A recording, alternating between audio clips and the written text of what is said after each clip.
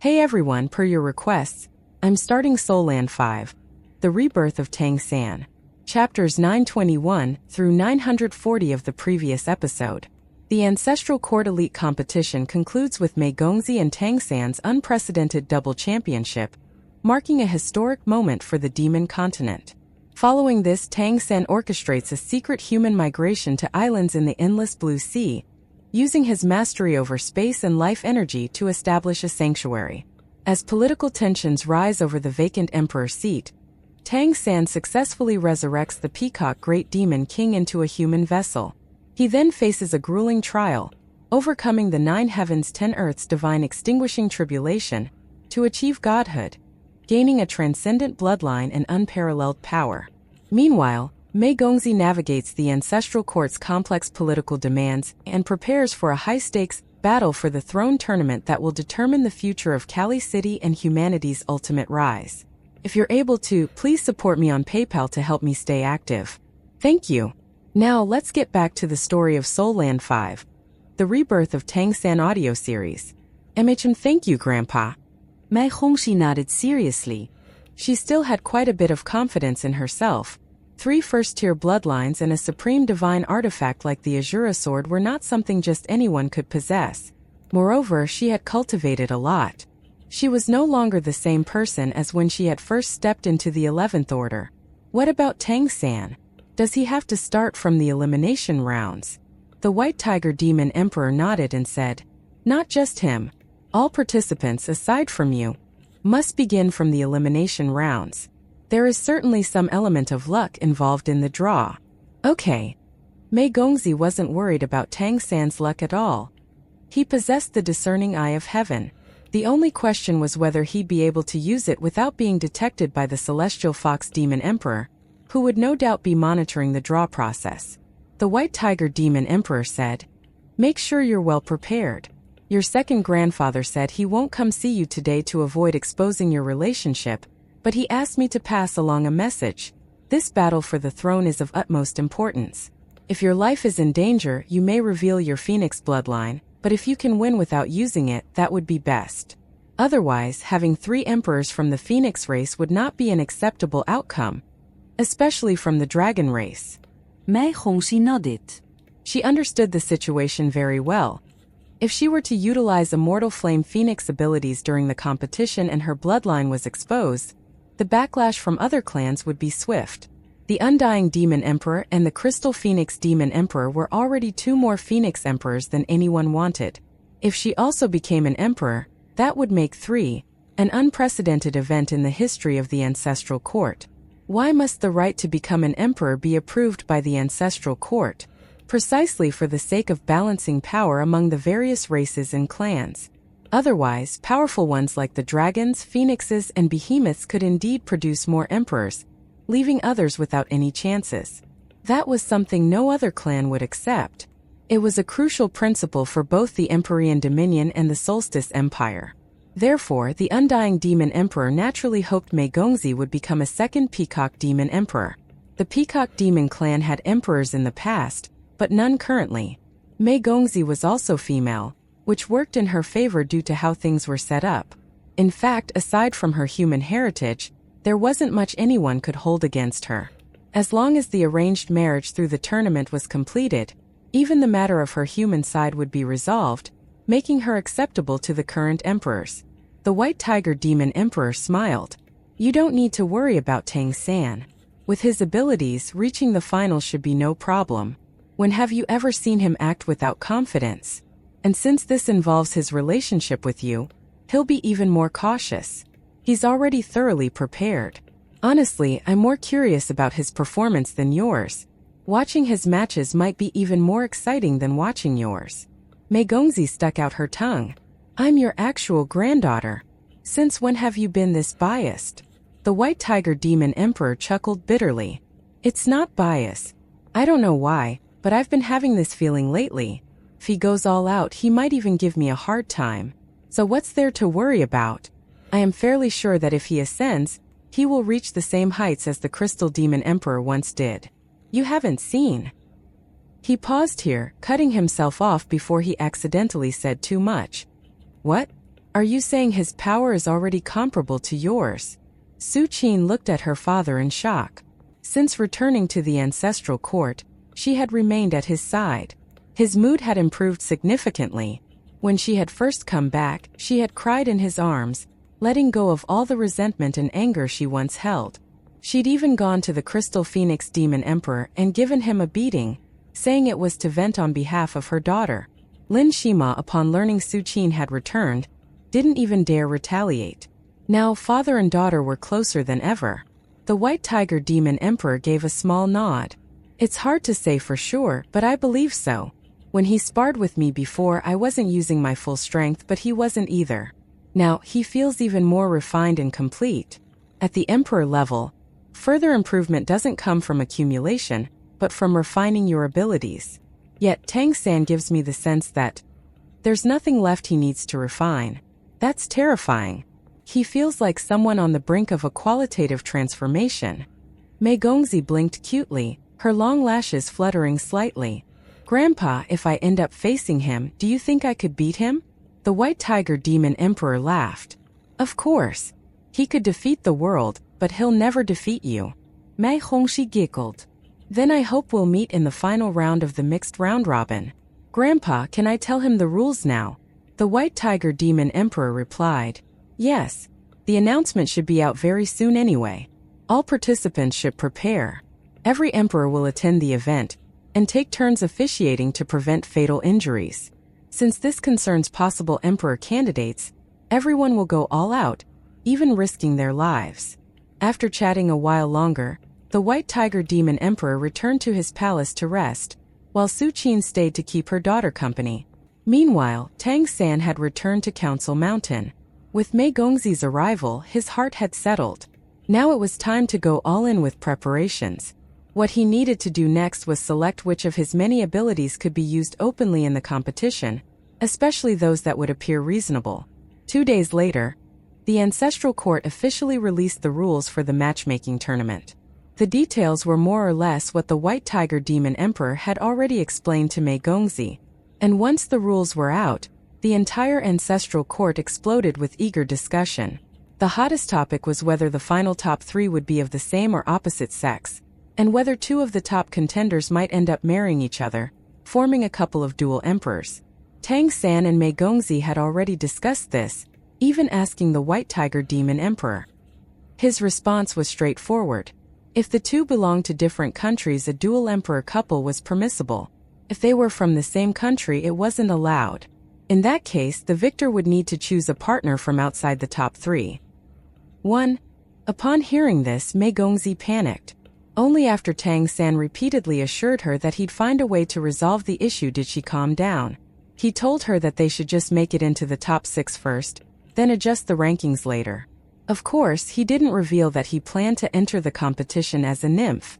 Tang San even suspected that this particular rule had been proposed by the White Tiger Demon Emperor himself. It was actually a great proposal, logically thinking. 2 emperors from the same country becoming partners would inevitably result in a political imbalance within the country. On the other hand, if they were a demon and a nymph, their relationship could even result in the demon-nymph relationship improving. Recently, the Ancestral Court had become almost too lively. Overcrowding had led to a surge in conflict. While violence was prohibited, old rivalries and tensions, especially among those competing in the battle for the throne, bubbled to the surface. The Ancestral Court's public order had never been more strained. One, in case this makes you wonder why Jinangua was allowed to propose to her, that's because he did it before all the Solstice Empire debacle and their subsequent meddling into this competition. Due to this special situation, the Ancestral Court issued a strict order. All clans were to evacuate any member below the 7th order from the city, regardless of status. They were allowed to camp outside the Ancestral Court and observe the upcoming matchmaking tournament via the Crystal Clan's mirroring technique. This decree took 3 days to implement, and sure enough, the crowding within the Ancestral Court was greatly alleviated. However, even with this, the number of people present was still far higher than usual, and just as lively as it had ever been. Teams of guardians began patrolling the streets, strictly punishing anyone found in violation of the Ancestral Court's rules, regardless of cultivation or status. In a small tavern near the outskirts of the ancestral court, two figures cloaked in large capes sat facing each other. There were a few dishes on the table, along with 2 mugs of ale. The one sitting on the entrance side had a particularly burly frame. Even while seated, he exuded a presence as imposing as a mountain, as if he were a volcano on the verge of erupting. The figure sitting across from him looked much more ordinary, the size of an ordinary human. The Golden Lion clan really went all in on you this time, to help you break through in such a short time and fully arm you. I have to say that's pretty impressive, said the smaller man softly. The burly man chuckled and replied, "What choice do they have? Without a first-tier bloodline, there's no hope of ever rising. The Golden Lion clan has always seen themselves as kings of all beasts, but do they have an emperor? Did they have one in the old generation? Or the generation before that, or 10 generations before that? No. Meanwhile, even the Golden Mammoth clan has one. How could they not be anxious? Though the White Tiger Demon Emperor doesn't pay much attention to the tiger race, he's still an emperor. The internal pressure on the lion race is huge. Besides, I promised them I'd challenge that guy. This is the perfect opportunity. Are you planning to join too? I mean, your identity is a bit sensitive, but I think we might be able to do something. Want me to talk to the lion race and see if they can help?" Tang San pulled down the hood of his cloak slightly, took a sip of ale and smiled, shaking his head. "No need. I'm already prepared. I have my ways. You'll see me in the competition. Let's hope we don't run into each other too early." The burly man was none other than the chieftain of the Lion Tiger clan, and the Golden Lion clan's newest ally Big Cat.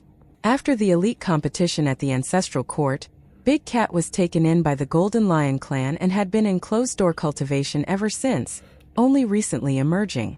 During this time, the Golden Lion clan poured nearly all of its accumulated resources into him. The Lion Tiger bloodline was a first-tier bloodline, precisely what the lion race lacked most. As Big Cat himself said, the Golden Lion clan was desperate for an emperor. The ancestral court now had 3 vacant emperor seats, an unprecedented situation. Every clan wanted their own talents to sit on them, and all were preparing to give it their all. Big Cat was clearly the lion race's greatest hope. Upon returning to the ancestral court, he immediately used the communicator Tang San had left him to get in touch. He was certain that Tang San wouldn't miss such a grand event, especially since the main figure of the official matchmaking tournament was none other than Mei Gongzi. Reuniting with an old friend naturally brought joy. Tang San immediately noticed the change in Big Cat. His improvement was nothing short of a qualitative leap. He'd been at the peak of the 9th order when they last saw each other. In the meantime, he had broken through to the 10th order, then the 11th. It was an enormous advancement. The killing intent he had exuded uncontrollably after mastering the god-killing domain was now fully reined in. But Tang San was well aware that when this killing intent surfaced, it was bound to be absolutely terrifying. While his divine consciousness wasn't as powerful as Tang San's, it was extremely solid, just like his personality. That's good. But with that in mind, I really hope I don't have to face you. I honestly can't gauge your strength anymore. I thought I was improving fast, but the gap between us just feels bigger than ever, Big Cat said helplessly. To him, Tang San was a mountain he could never climb. Tang San smiled. "Don't say that. With your foundation, you'll definitely become an emperor someday. Not just because of your talent, but because of your unwavering will. Here, take this." As he spoke, Tang San handed Big Cat his old storage ring. Big Cat took the ring and asked curiously, "What's this?" Tang San replied, "There's going to be a massive auction soon, no? There's some money inside. Take it and pick out what suits you." Big Cat quickly set the ring back on the table. "No way. I can't take this. The lion race already gave me plenty. Besides, you need money too.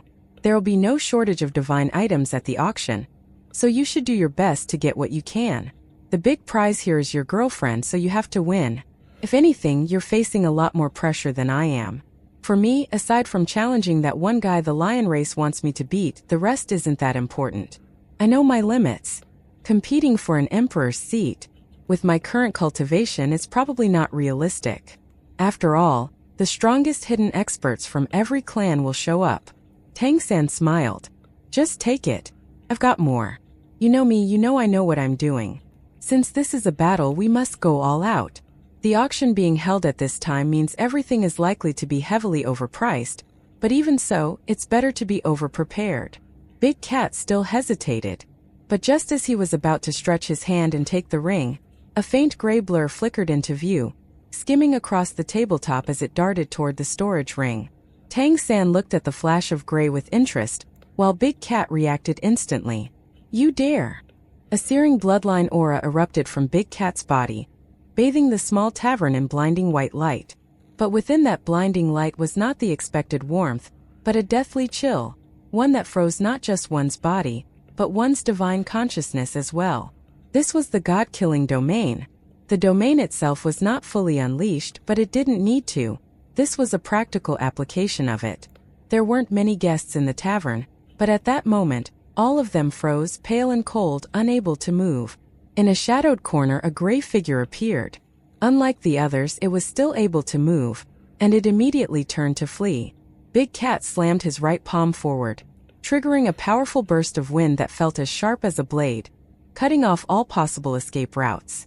The gray figure was already slightly slowed, and within the clawblade winds, it was instantly shredded into pieces. Strangely though, it quickly reassembled elsewhere and accelerated toward the exit. A shadow fiend? Big Cat snorted.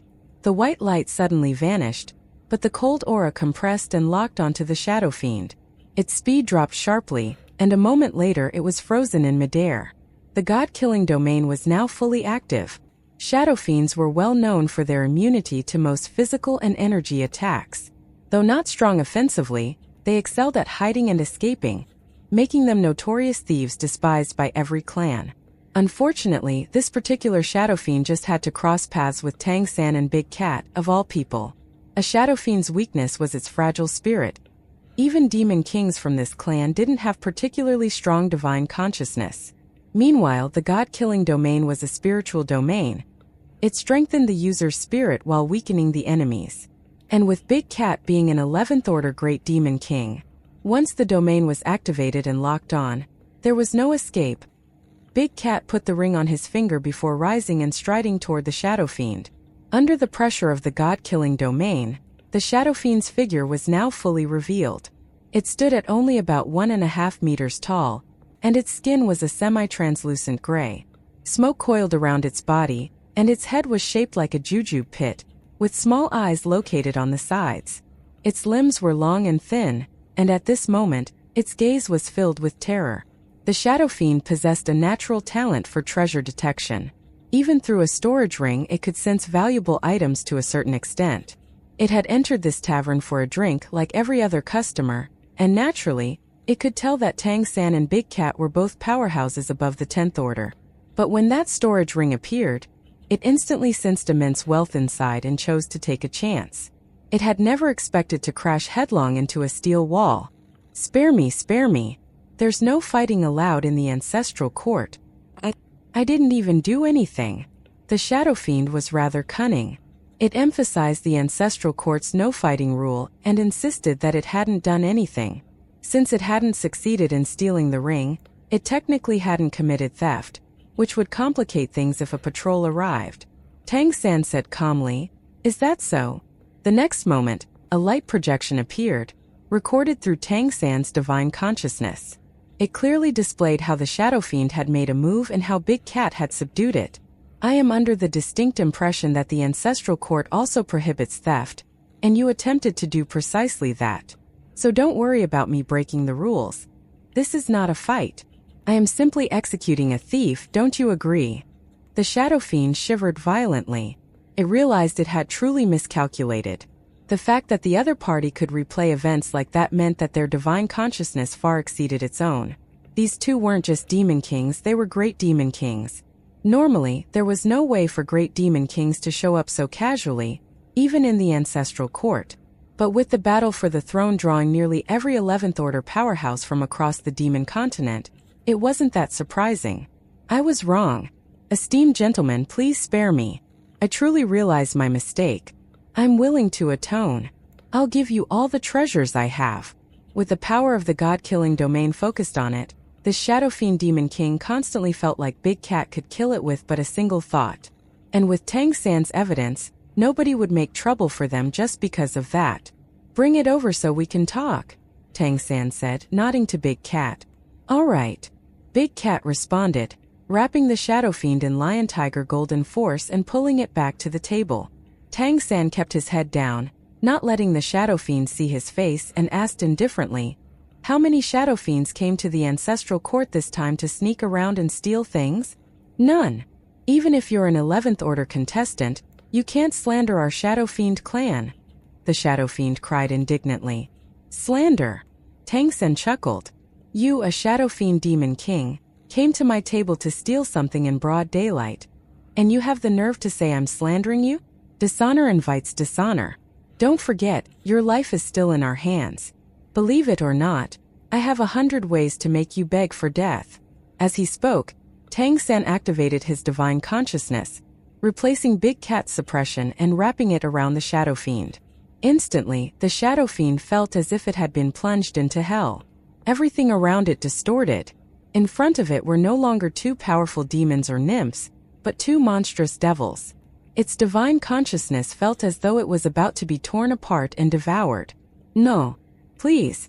I'll talk. Shadow Fiends were not particularly famous for their toughness, and this one didn't last more than a few seconds in Tang San's personal hell before it made the right choice. Tang San said flatly, I'll ask and you answer. You should know that lying causes fluctuations in divine consciousness. If you think you can fool me, go ahead. I can also just extract the truth directly from your spiritual sea. Big Cat grumbled. You know what, you should just soul search the damn thing and save us the trouble. No. I'll talk.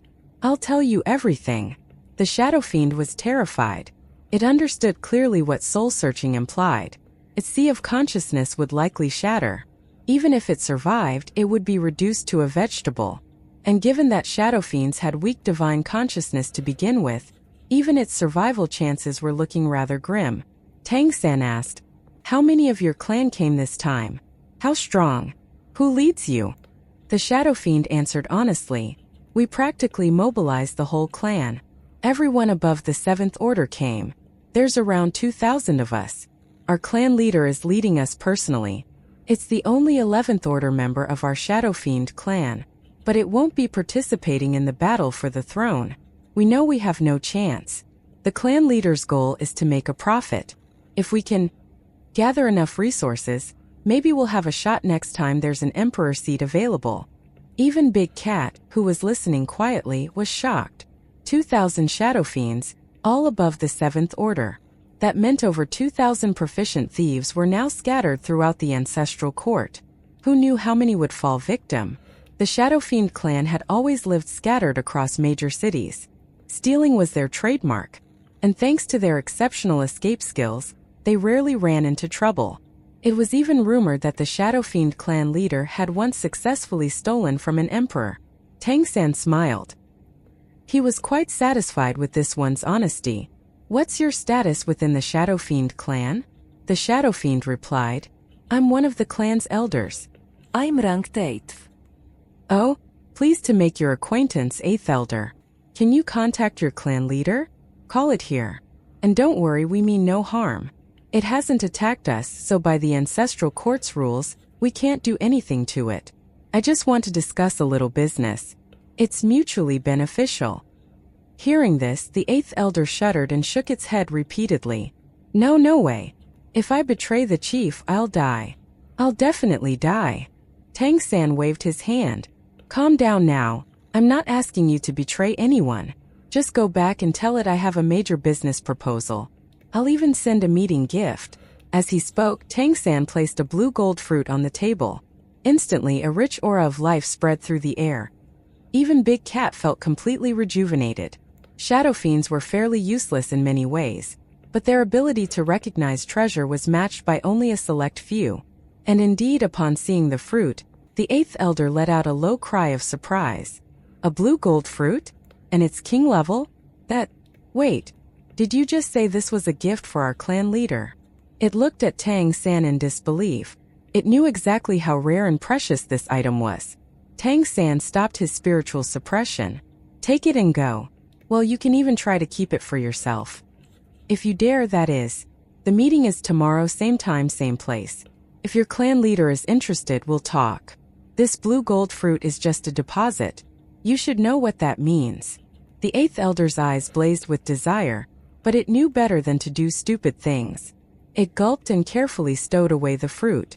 Taking a deep breath, it now addressed Tang San with utmost reverence. Understood, honored sir. I'll make sure the message is delivered. I'll take my leave now. As it spoke, it glanced furtively at Big Cat. Seeing no reaction, it quickly turned and vanished into a streak of shadow. Watching it go, Big Cat asked in confusion, "What's the point of contacting a bunch of thieves? What do you want from them?" Tang San smiled. Shadow fiends aren't just any bunch of thieves. Sure, their weak divine consciousness is a flaw, but their stealth is unmatched. If it hadn't made the first move, even with our higher cultivation, we wouldn't have noticed it. That's talent. I need them to steal something for me. As for the fruit, it's simple. The Shadow Fiend clan has a major problem, and that problem is a short lifespan. Not even becoming a demon king does much for them in that respect. Blue gold fruits are more valuable to them than divine artifacts, and they're more effective for them than they are for other demons or nymphs. There's no way their boss won't be tempted. Big Cat grinned. Looks like you're about to seal that business deal. Tang San smiled. And nothing more than a stick and a carrot. With enough incentive, these creatures will do anything. Is there anything I can do to help? No need. Just focus on the tournament. This is actually a great opportunity to temper yourself. You could say that the strongest non-emperor contenders from across the realm will appear at this matchmaking tournament. And with an emperor's seat on the line, everyone will go all out. It's a rare chance, perfect for honing your abilities. Just make sure to protect yourself when facing that opponent of yours. Big Cat nodded. He knew exactly what Tang San meant. After parting ways with Big Cat, Tang San returned alone to the Ancestral Court's Council Mountain. The appearance of the Shadow Fiend today had given him a sudden, bold idea. It needed further discussion with the Shadow Fiend clan leader before it could be fully realized, but it seemed to be feasible. The risk to the Shadow Fiend clan would be significant, of course, but Tang San was confident he could offer terms compelling enough to win their support. Only 3 days remained before the grand auction. Through the discerning eye of heaven, Tang San could see that the fortune of the Ancestral Court was rising steeply, nearly returning to its historical peak. This was clearly the handiwork of the Celestial Fox clan behind the scenes. From the appearance of the ancestral tree and its gift of life essence to the demon continent, to using this matchmaking tournament and the grand auction to gather attention from across the continent, all of it was an effective method for consolidating fortune. The more fortune the Ancestral Court accumulated, the more stable its position as the center of the demon continent would become. The more fortune converged here, the more divine blessing would flow into the Celestial Fox Holy Mountain, aiding the Celestial Fox Demon Emperor's recovery. It was all in plain sight, an open conspiracy. Everyone could see it, but they could do nothing whatsoever to stop it, and most didn't want to stop it either. After all, the consolidation of fortune within the Ancestral Court was also highly beneficial for the Empyrean Dominion and the Solstice Empire, and naturally had the full support of all the emperors. Once again, Tang San was about to stir up trouble in the Ancestral Court. If all went smoothly, this would lay the foundation for both him and Mei Gongzi to ascend to emperorhood. Then it would be a matter of building up further strength and waiting for the opportunity to break through. Once the two of them became emperors together, they would undoubtedly find themselves standing on the opposite side of the demon and nymph emperors. For the next 3 days, Tang San limited his outings from Council Mountain, only paying one visit to Mei Gongzi. The rest of his time was spent cultivating and preparing for the auction. He hadn't seen the Sunborn Nymph Emperor recently, nor had there been much of an imperial presence around Council Mountain. Perhaps all the emperors were busy helping their younger clan members prepare for the tournament. What Tang San did know was that the White Tiger Demon Emperor and the Undying Demon Emperor had been frequently training Mei Gongzi. The two great emperors clearly held high expectations for her. Meanwhile, the Crystal Phoenix Demon Emperor, her biological father, hadn't shown up at all, mainly because he didn't dare. Su Qin was now staying at the White Tiger Demon Emperor's side, and every time Lin Shima tried to visit after learning she had arrived at the Ancestral Court, he'd been driven off. He was probably the most pitiful emperor in history. Su Qin didn't want to see him, and so he was denied the sight of his daughter as well. The upcoming grand auction would be held at the Grand Auction Hall of the Ancestral Court itself, and by now it was nearly impossible to get a ticket. Almost every noble who had come to the Ancestral Court wanted to attend. Not all were planning to bid. Many simply wanted to witness the spectacle. After all, this once-in-a-millennium event promised treasures unlike anything ever seen. Just being there would be a rare experience. The Grand Auction Hall was massive, and the number of tickets available was correspondingly large. But even so, demand far outstripped supply. Even the most basic entry tickets had been driven up to astronomical prices. Just the ticket sales alone would earn the Ancestral Court a fortune. As for the VIP room entry tokens, those couldn't be bought with money at all. Each emperor had a dedicated private room. Besides them, only the lords of major cities were entitled to private rooms. Even the leaders of second-tier clans couldn't obtain VIP rooms. They had to sit in public seating. As for first-tier clan leaders, they had to pull some strings to get inside a normal VIP room, and even with that, the cost was extremely steep. As the leader of the Blue Gold Tree clan and lord of Skytree City, Tang San naturally had his own private room. It could accommodate about 10 people. The treatment of a main city lord was indeed extraordinary. Moreover, the auction hall officials seemed to be aware that the Blue Gold Tree clan was rather wealthy, and so the treatment they enjoyed was lacking nothing. Obviously, they were expected to spend a good chunk of their fortune, and coincidentally, Tang San was fine with that. Mei Gongzi also had her own private room. As Lord of Kali City, the prize of the matchmaking tournament, and the champion of the Ancestral Court Elite Tournament, she was easily the most watched person in the entire Ancestral Court. The grand auction would last for 3 consecutive days without breaks.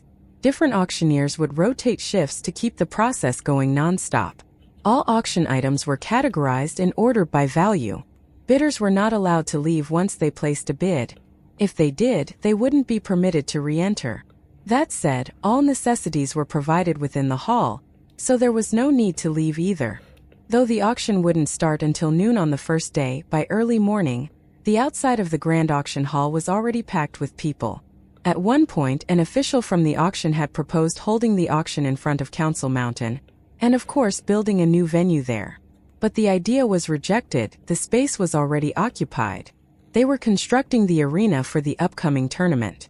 After all, the contestants in the matchmaking tournament would all be 11th order and above. The destructive power of such beings in combat was immense. Even with emperors serving as referees, a powerful defensive array was still necessary. Council Mountain was the best location for that, and the arena they were building there was a reinforced version of the one used in the elite tournament. Thus, the auction remained in its original venue. Entry was conducted in an orderly fashion, with each ticket subject to strict anti-counterfeit measures. Naturally, some tried to sneak in with forged tickets, but they were all caught and detained. Heavy fines were issued, and the guards didn't spare the rod either. Some powerful beings even tried to use their special abilities to slip in unnoticed. Who knew if they'd get lucky? But they quickly discovered that the Ancestral Court's guards offered no room for luck. Several 11th Order powerhouses were stationed to oversee entry, scanning every attendee with their divine consciousness. Without a genuine ticket, sneaking in was absolutely impossible. To accommodate more people, even the aisles in the auction hall were filled with temporary seating. All extra space between rows was packed with foldable chairs. Each bidder barely had room to sit, and for the larger beings, even that was a challenge. In the past, one could simply buy multiple tickets for extra space, but now, with tickets nearly impossible to get, that was no longer an option. Some attendees even had to shrink their bodies using bloodline abilities just to fit. It was clear that over the next 3 days, most bidders would be far from comfortable. Everyone was praying not to end up seated next to one of the giant-bodied clans. Reportedly, those like the behemoths, golden mammoths, elephant demons, and rhino demons had all been told by the auction organizers that they must be able to assume human form and shrink it down in order to participate. Otherwise, they'd need to buy at least 3 additional tickets to FIT. It was a decision made by the Ancestral Court, and while these clans were naturally unhappy, there was nothing they could do about it. It took a good while before everyone was finally admitted around midday. By that point, the entire grand auction hall was packed to the brim. brimming with vibrant vitality. With so many powerful beings gathered, it was only natural that the bloodline power fluctuations would be absolutely intense. Tang San and the elders of the Blue Gold Tree clan had not yet entered the hall, but they would all be here. Though there were only 10 seats inside their VIP room, all the clan elders would be present. Tang San had arranged seating for them, just outside his VIP room. Obtaining tickets was not particularly difficult for the Blue Gold Tree clan. They were the newest stars of the ancestral court, and Tang San had just received his official appointment as the city lord, and had even slain the adamant nymph emperor. If they wanted something, they could get it. When they descended the mountain, their carriages were already waiting at the foot of the mountain.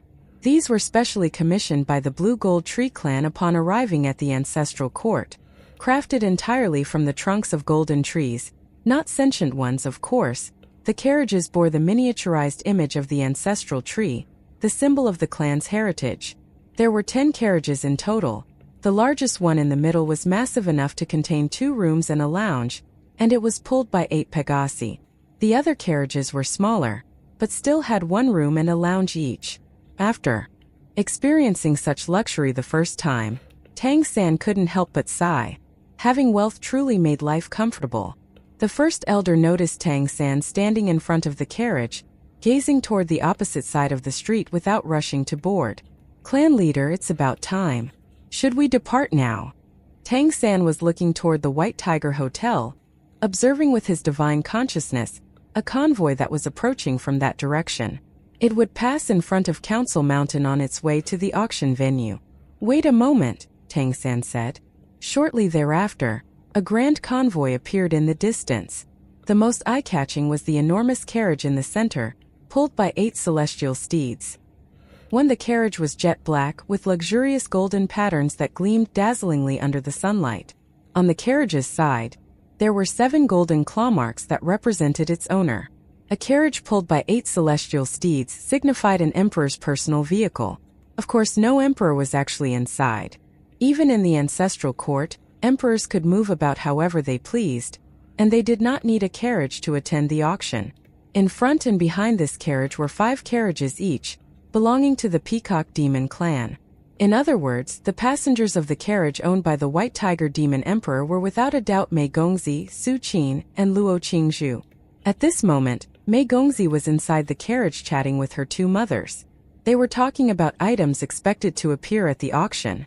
"City Lord, there's another convoy ahead of us. It seems to belong to another City Lord," reported a Peacock Demon expert outside.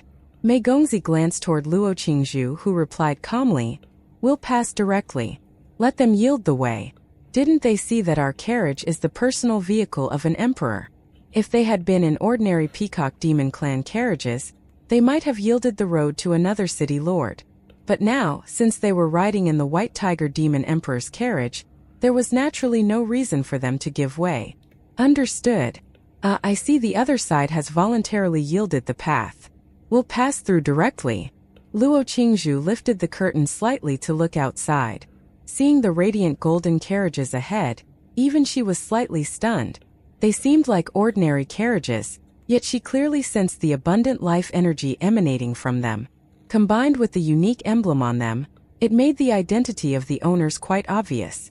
She blurted out in surprise, "Is that the Blue Gold Tree clan's convoy?" Mei Gongzi, also curious, glanced outside, immediately noticing the distinctive convoy and the group of Blue Gold Tree elders standing beside it. "This Blue Gold Tree clan really is unique," she remarked curiously. Then, her attention landed on the figure standing in the center of the gathered elders. Their eyes met. She saw warmth radiating from those clear blue eyes, and the figure gently nodded toward her in greeting. Mei Gongzi returned the nod slightly. She immediately understood that the one standing prominently at the front had to be the new patriarch of the Blue Gold Tree clan. She had heard plenty about this figure, who had risen explosively in the past months. Being a city lord herself and having access to information through the Etherhorn Merchant Association, Mei Gongzi was fully aware of how the Adamant Nymph Emperor had been killed. Rumors said it was during a battle with this very clan leader that the projection of the ancestral tree appeared, awakening its power to slay the emperor. Naturally, he was one of the most closely watched individuals in the ancestral court. Though not quite as high profile as Mei Gongzi herself, she was the very reason this matchmaking tournament was being held in the first place. Many speculations surrounded him. The primary one was whether he could summon the projection of the ancestral tree again within the ancestral court. If he could, he would undoubtedly become a powerful contender for an emperor's seat. Yet, most analysts believed this was impossible, since the ancestral tree hadn't entirely awakened. It was impossible for it to use its full power from such a great distance, and the Blue Gold Tree clan itself was not renowned for combat prowess. If anything, they were famous for the opposite. Tang San saw Mei Gongzi sitting gracefully in the carriage, wearing an elegant silver gown, and his smile widened. Jin Miaosan, who was standing beside him, couldn't help commenting, "Brother, that must be the new Peacock Demon clan leader and the Lord of Kali City, right? I've heard this matchmaking tournament was set up just for her. She looks so young and beautiful. Even without the competition and the emperor seat thing, there would be plenty of people lining up for a chance to marry her. Indeed. She will become your sister-in-law. Get on the carriage," Tang San replied casually as he climbed into his carriage.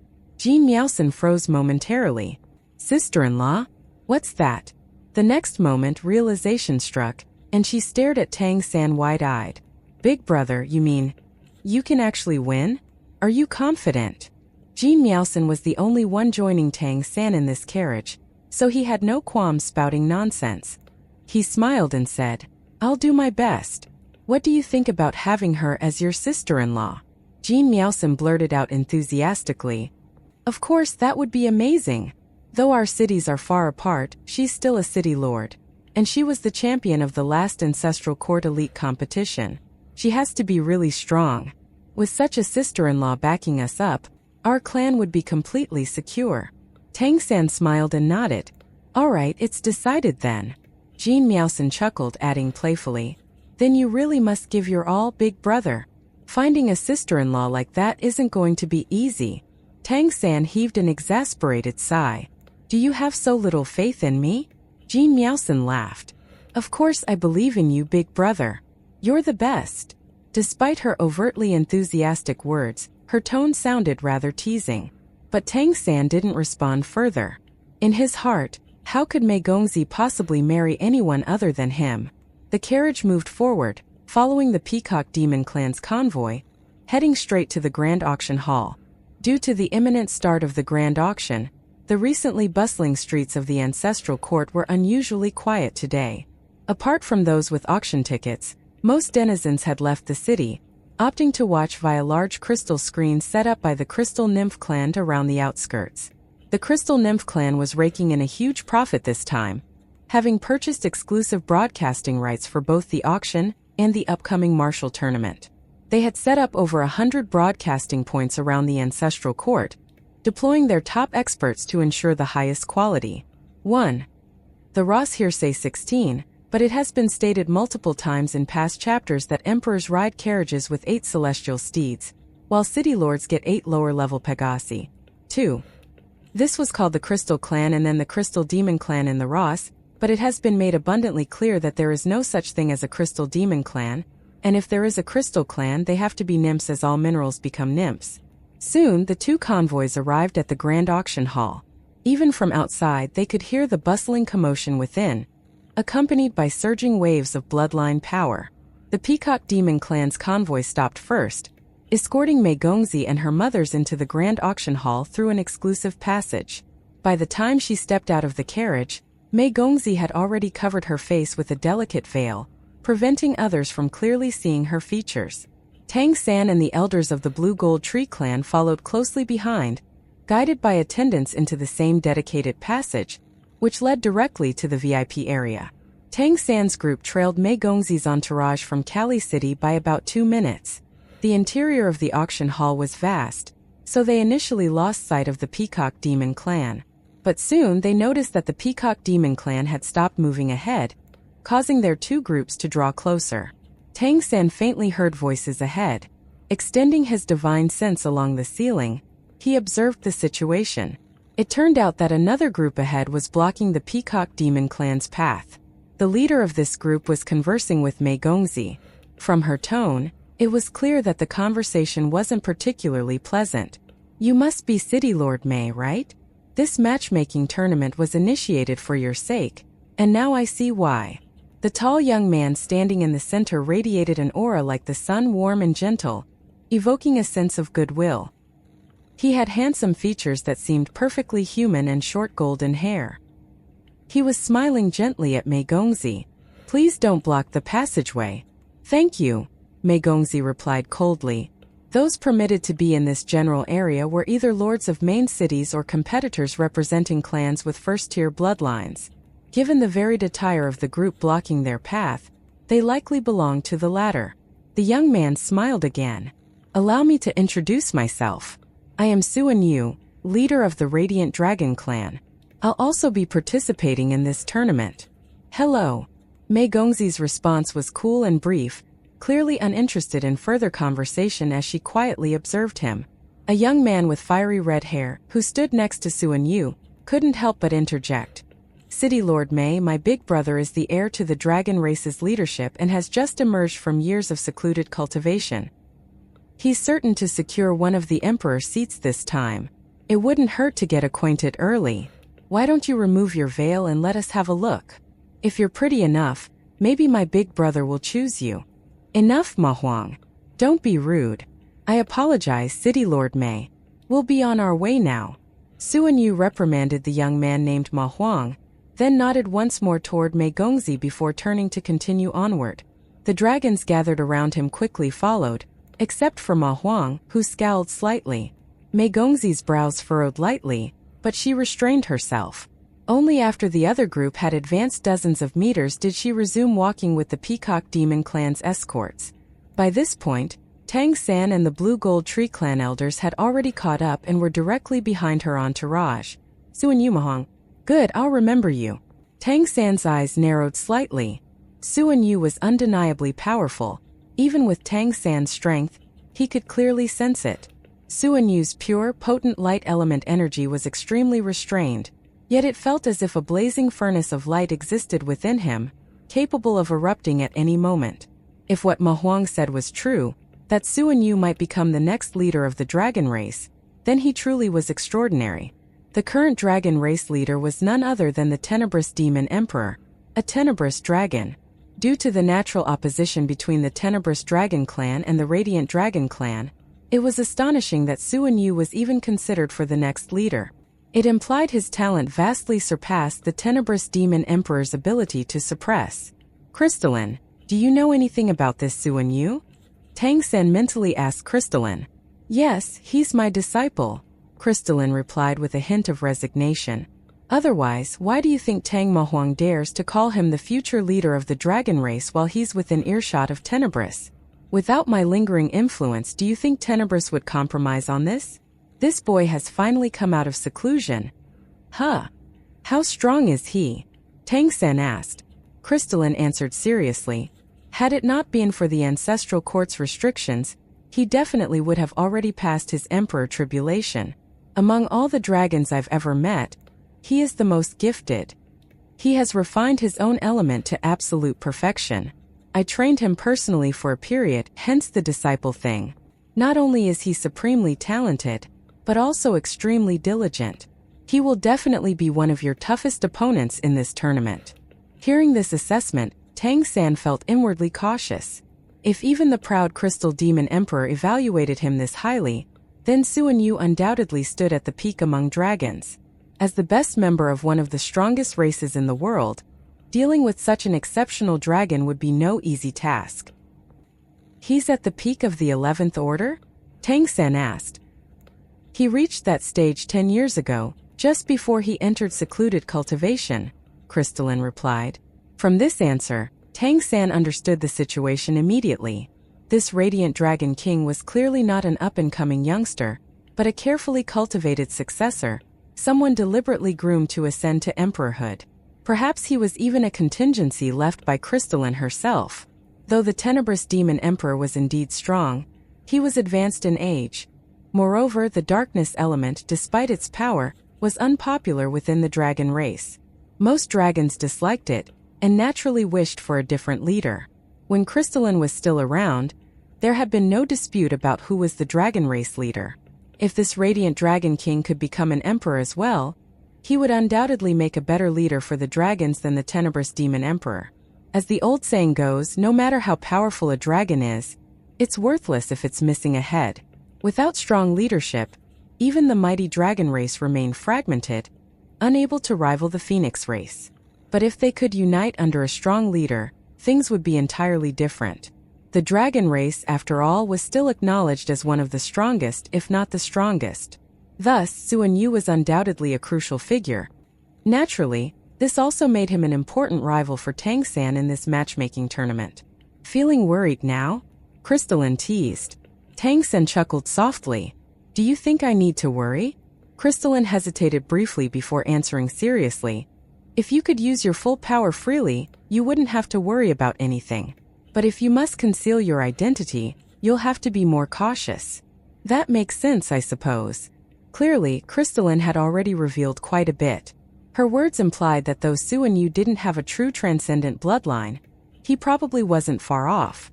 Given the innate advantage dragons had, it wouldn't be all that surprising to see another peak existence emerge from among them. Actually, if possible, could you leave him an emperor's seat? Crystalline suddenly asked. Tang San laughed bitterly. It's not that I wouldn't like to, but you're forgetting something. If I become an emperor, how much fortune do you think I'll take up in this plane compared to when you ascended? Crystalline paused, immediately realizing the implication. Indeed, while the whole demon continent thought there were 3 vacant emperor positions, if Tang San was the one who ascended, would there really be 2 left? And Mei Gongzi needed another position herself. In truth, would there be any vacancies left? Never mind, never mind. I'm not the dragon race leader anymore. I'm your baby daughter now, so just do whatever you want, Crystalline grumbled helplessly, cutting off her mental connection with Tang San. Tang San felt a bit helpless himself. Even he wasn't sure just how strong he'd become immediately upon ascending to emperorhood, nor how much fortune he'd occupy in this plane. Would his presence significantly affect the fortune here? Or would it have little impact since he was an outsider who had already promised the planar ruler that he would eventually leave? He had no way of knowing until he actually went through with the ascension. Tang San's group continued forward, following behind the Peacock Demon clan through the corridor. After passing through a long passage and ascending a flight of stairs, the roaring noise from the crowd gradually became audible. Mei Gongzi and the Peacock Demon clan emerged from the passageway first, followed closely by Tang San and the Blue Gold Tree clan elders. The chaotic noise momentarily gave him a headache. The mixed bloodline power emanating from the massive crowd even made Tang San furrow his brow. However, as he took in the scene, every corner of the grand auction hall packed to the brim, he couldn't help feeling astonished. The scale of this auction truly was immense, and everyone present was a powerhouse. There wasn't anyone below the 7th order, and most attendees were 8th or 9th order. Among the larger-sized races, only those at the 10th order or higher were permitted to enter. Fortunately, their section was relatively peaceful. The temporary VIP rooms, though simply constructed and not particularly luxurious, at least offered personal space. Mei Gongzi had already entered her VIP room, along with the other 9 Peacock Demon clan members. Tang San had been able to catch glimpses of her long hair from behind the entire time, but he had been extra careful to keep his distance. They knew each other too well. Despite Tang San's flawless disguise and vastly different bloodline aura, he still feared Mei Gongzi might recognize him. If that happened, his careful concealment thus far would be for nothing. Most VIP guests attending the auction had already settled into their rooms. Only the VIP suites reserved for emperors remained empty. Naturally, the emperors would arrive just before the auction officially started. Tang San entered his own VIP room, accompanied by Jean Miaosen and several of the highest-ranking elders, while the rest sat just outside. The VIP rooms boasted large crystal screens provided by the Crystal Nymph clan, which would magnify and clearly display each auction item. This luxury far exceeded the experience of the general public outside. With a slight smile, Tang San took his seat on the central sofa. Indeed, as the lord of a main city, his status in the demon continent was completely different. The elders sat on either side, while Jean Miaosen took a seat beside Tang San. She curiously glanced around. The VIP room was roughly 100 square meters, It was not particularly large, but still quite the extravagant privilege in such a crowded venue. Inside were comfortable sofas, as well as tea tables filled with various drinks, fruits, and snacks. The setup was simple but pleasant. The entire wall facing the auction stage was a massive crystal screen. Right now it showed an empty auction platform. Compared to ordinary spectators' view, or to what those outside the ancestral court saw on their screens, this was far above and beyond. Finally, next to the central seat was the button for placing bids. Their VIP room was number 8. In total, there were 20 VIP rooms in this area. Aside from the dozen or so main city lords, only leaders of a few clans with first-tier bloodlines had the privilege of being here. Assigning Tang San to room number 8 meant the ancestral court officially acknowledged him as holding the 8th highest status among those present, an unprecedented recognition for Skytree City and the Blue Gold Tree clan. This wasn't only because of Tang San's success in his city lord evaluation, but also, and more importantly, due to the ancestral tree's recent act of killing the Adamant Nymph Emperor.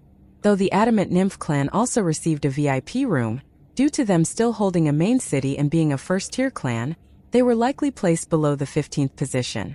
Tang San had noticed earlier that Mei Gongzi's VIP room was number 11. Despite being a city lord as well, her room was ranked lower than his. The dragon race representatives, who had entered before Mei Gongzi, occupied room number 10, clearly indicating that their status exceeded that of Kali City. Even though they did not represent the tenebrous demon emperor city, their status surpassed that of the lords of some cities with an emperor. This was likely because the dragon race representatives were also the representatives of Crystal City. While the leadership of Crystal City remained undecided, it undoubtedly still belonged to the entire dragon race, and Tang San speculated that after this matchmaking tournament, leadership of Crystal City would likely be officially assigned to the Radiant Dragon King, Suan Yu. That Tang San's room ranked higher than Suan Yu's wasn't only due to the prestige of the ancestral tree, but also reflected the support of the Sunborn Nymph Emperor. After his recent official report, Ancestral Court, Tang San clearly understood that the Sunborn Nymph Emperor had some serious hidden ailment, one that perhaps only the ancestral tree's original power could remedy. In other words, this emperor needed him greatly. Having previously visited the ancestral tree's husk without success, the emperor now hoped Tang San could deliver something meaningful. Additionally, he clearly considered the Blue Gold Tree clan harmless, and this lack of threat and massive benefits was what prompted him to offer such unwavering support. Leveraging all available resources had always been Tang San's forte. Since they saw no threat in him that suited him perfectly, time passed quickly and noon rapidly approached. Suddenly, a formless yet mighty pressure descended from above, immediately silencing the noisy grand auction hall. Nearly every bidder instinctively looked upward. It seemed as if a massive river poured down from the sky above, like a heavenly cascade. Upon reaching the air above the auction hall, the torrent dispersed into countless cooling droplets, instantly refreshing the heated air caused by everyone's surging bloodline power. Every attendee felt pleasantly revitalized. A blue figure descended gracefully from the sky, landing atop the highest level of VIP suites. The Endless Nymph Emperor had arrived. Though considered the least powerful among the Nymph Emperors, it was undeniable that none had remotely as great mastery over water. This was the true might of an emperor. Even their presence alone commanded obedience from nature itself. Immediately afterward, several powerful presences descended one after another from above. A crystal-bright phoenix radiating dazzling brilliance appeared. The Crystal Phoenix Demon Emperor, Mei Gongzi's biological father. If the Endless Nymph Emperor ranked last among the Solstice Empire's emperors, then the Crystal Phoenix Demon Emperor occupied that same position in the Empyrean Dominion. Yet there was no shame in this ranking. After all, he was also the youngest emperor, and by a large margin, he had time to grow. Following him, other enormous figures appeared, each showing off their distinct abilities. A giant sword radiating holy light plunged down as if embedding itself directly into a VIP suite. The Sword Saint Demon Emperor had arrived, accompanied by a powerful, awe-inspiring aura. A massive white tiger spread its wings and descended majestically. The White Tiger Demon Emperor had appeared. On the nymph side, the Soul Capturer Nymph Emperor and the Rainbow Glaze Nymph Emperor descended simultaneously, each creating their own spectacular phenomena. the Golden Mammoth Demon Emperor and the Sky-Splitting Demon Emperor arrived together, their imposing forms like towering mountains, giving the entire venue a sense of increased stability. Clearly, the Empyrean Dominion side exhibited greater overall momentum due to its numerical advantage. Indeed, now that the Adamant Nymph Emperor was no more, the short-lived balance between the countries was also gone. The top 3 emperors from each side arrived almost simultaneously. From the Solstice Empire's side, when the sun-born Nymph Emperor descended from the heavens, a dazzling sun appeared in mid-air, bathing the entire auction venue in radiant gold. Immediately afterward, a brilliant moon rose next to the sun, creating a magnificent sight of sun and moon shining together. The Earthshade Nymph Emperor had also arrived. Beside them, behind the Parasol Tree Nymph Emperor, a gigantic crimson parasol tree appeared, seeming to stretch between heaven and earth.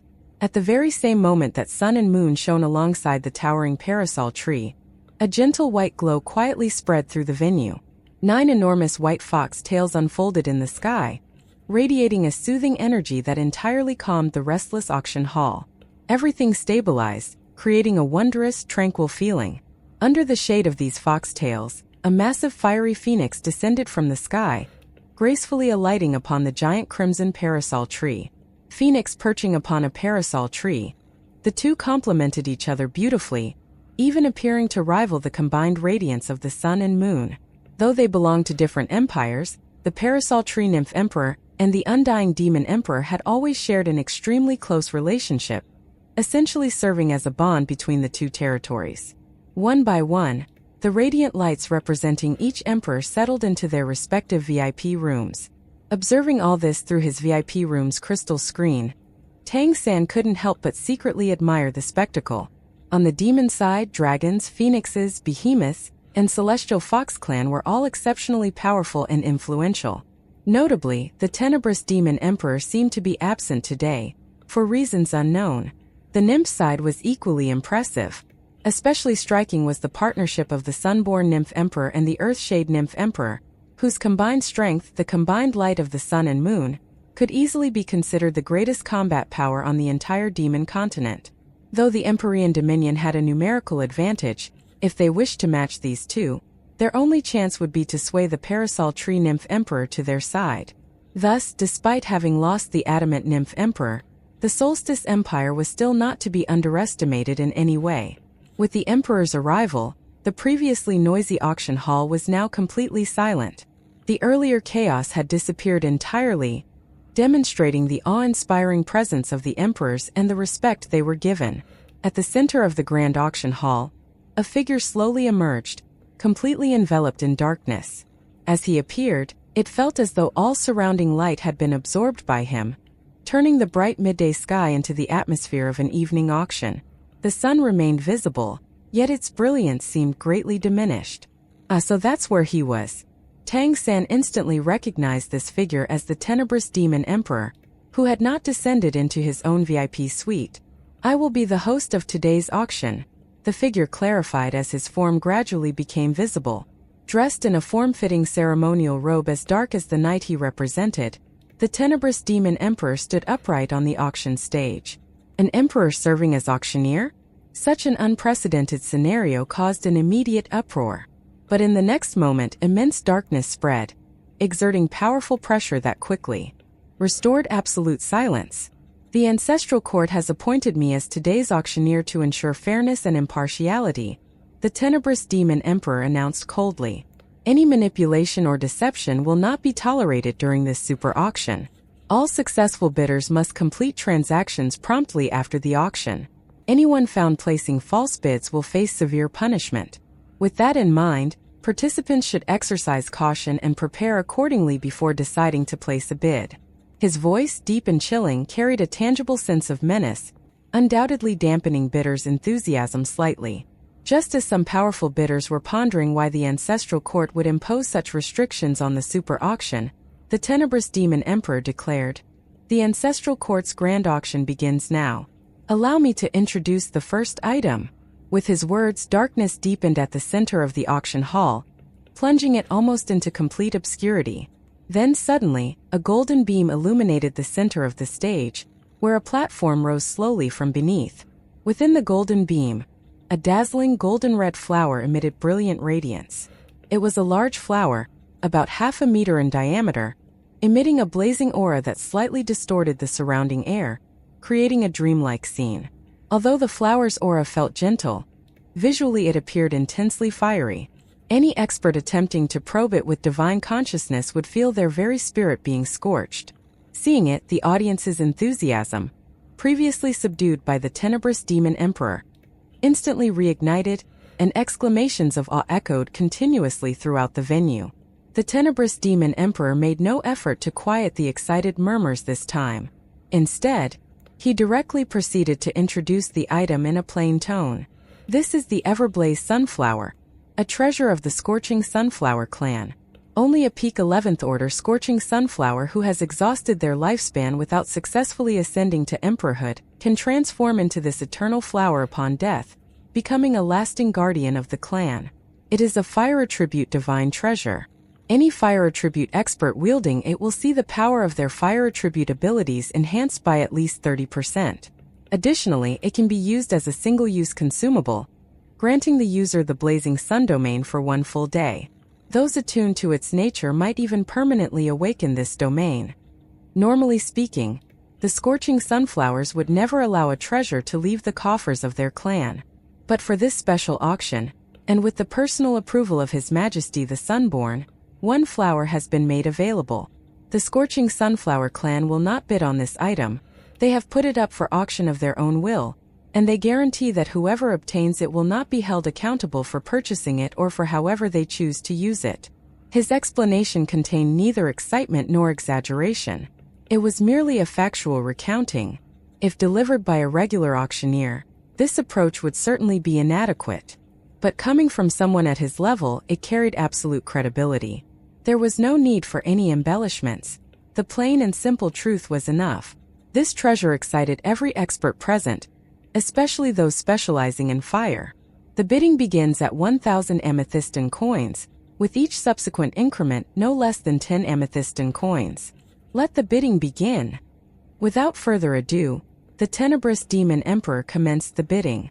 Even though Tang San had anticipated impressive items, he couldn't help inhaling sharply at the sight of this opening piece. The ancestral court had truly gone all out this time. The Everblaze Sunflower was undoubtedly among the absolute supreme treasures for fire element cultivators, regardless of race. Its rarity was unparalleled. Likely very few existed. Tang San could tell that it would be an incredible weapon. Moreover, its energy could likely be used to restore one's bloodline power, which practically meant a second life in case of an emergency. Plus, after use, there was a real chance to awaken the blazing sun domain permanently. For fire attribute demons or nymphs, it was practically a heavenly treasure with zero drawbacks. Among the 14 emperors alive, 4 wielded fire, which only went to show how potent the fire element was. Even excluding the Netherman flower clan's Een-type fire, which was rather different from the others, there were still 3 powerful emperors that directly commanded true, hot fire. The Sunborn Nymph Emperor, the Undying Demon Emperor, and the Parasol Tree Nymph Emperor. All were among the top 3 strongest in their respective countries, underlining the power of the fire element in combat. With 4 fire attribute emperors gazing upon everyone else from the very top, there were naturally a tremendous number of powerful experts who wielded the fire element below them. Consequently, fire attribute treasures were among the most highly sought after. The ancestral court had clearly chosen such an impressive treasure as the opening item in order to set the tone. It was an unprecedentedly grand occasion, and they had every intention of capitalizing on it. The tenebrous demon emperor's voice was still echoing by the time the first bid was announced. VIP room 10, 1,500 amethystin coins, announced the auction attendant. The tenebrous demon emperor, naturally, didn't need to handle this part himself. Certainly, VIP room 10 wasn't the only one bidding. Many other bidders had surely submitted their bids simultaneously. Although 1,000 amethystin coins was a massive price, major clans could still afford it. However, among simultaneous bids, VIP Room 10's bid was the highest, significantly exceeding the starting price as well. Thus, other bids lost significance. Was 1,500 amethystin coins worth it for an Everblaze Sunflower? Absolutely. In truth, the value of this item couldn't be measured purely by money. Normally, as the tenebrous demon emperor had said, it wouldn't even appear on the market. The Scorching Sunflower clan kept such treasures strictly for their own descendants. And even on the off chance that one somehow appeared elsewhere, would the clan just let others get away with it? They were entirely different from the Blue Gold Tree clan. The Blue Gold Tree clan was inherently weak, whereas the Scorching Sunflower clan were the Solstice Empire's top-ranked nymphs. Their status and power, and consequently their attitude on such matters, were as different as heaven and earth. Thus, the Tenebrous Demon Emperor emphasized that the winner could use the flower without fear of repercussions, thanks to the explicit permission granted by the Sunborn Nymph Emperor himself. 1600. The next bid quickly followed. Rather than the minimum 10-coin increments, the bids immediately jumped in increments of 100. This bid didn't come from a VIP room, but from the general seating area. To simplify matters and ensure the bidder's safety, bids from outside the VIP rooms were only announced by amount, without specifying the bidder's identity. The auction hall kept thorough records, of course, and successful bidders would settle accounts afterward, or suffer the consequences. "Big brother, should we join?" Jean Meowson asked excitedly. It seemed she was now fully aware of the clan's wealth. The Grand Elder rolled his eyes and retorted, "Why? To set ourselves on fire." If anyone disliked the fire element, it was undoubtedly the Blue Gold Tree clan. In VIP Room 10 sat the Dragon Race representatives. The bidder was likely the Fire Dragon who had previously been somewhat disrespectful toward Mei Gongzi. Tang San smiled lightly. "Norus. Let's observe first and see how far prices get inflated." After the near-instant raise to 1,600 amethystine coins, the pace of bidding slowed down considerably. The initial increment had been quite aggressive. These were amethystine coins after all, not naturi coins. The difference was immense. A single amethystine coin was roughly equivalent to 10,000 naturi coins. So great a difference that the Empyrean coin had to be minted as an in-between. Amethystine coins represented the highest currency denomination. Even divine artifacts rarely exceeded 1,000 amethystine coins in value, unless it was something absolutely exceptional. 1,720. The price rose again, and the number of active bidders began dwindling. Just then, a voice rang out from one of the VIP suites. 1,800. Rather than pressing a button to bid, this bidder had directly spoken. Sensing through his divine consciousness, Tang San immediately recognized the voice. A subtle smile appeared on his lips. It wasn't just any random bidder. It was none other than the Empyrean Dominion's strongest combat force, the Undying Demon Emperor. This former third-ranked emperor, now ranked second overall since the fall of the Crystal Demon Emperor, enjoyed a lofty status within the Empyrean Dominion. Especially after the Celestial Fox Demon Emperor's strength was weakened due to Tang San's tribulation, the Undying Demon Emperor's influence had further risen. Moreover, he was also the undisputed Phoenix Lord, while the Tenebrous Demon Emperor, strong though he was, could not call himself Dragon Lord.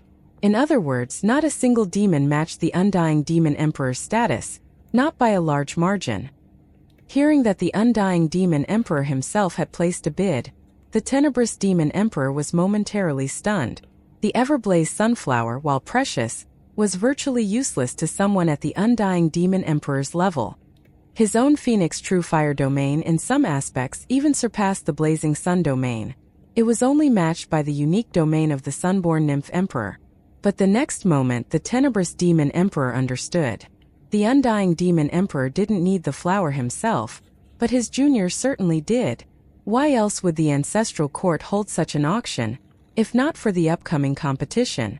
To put on a brilliant performance, whether it was for the matchmaking part of the tournament or for an emperor's seat, besides personal strength, the items acquired at this mega-auction would be crucial.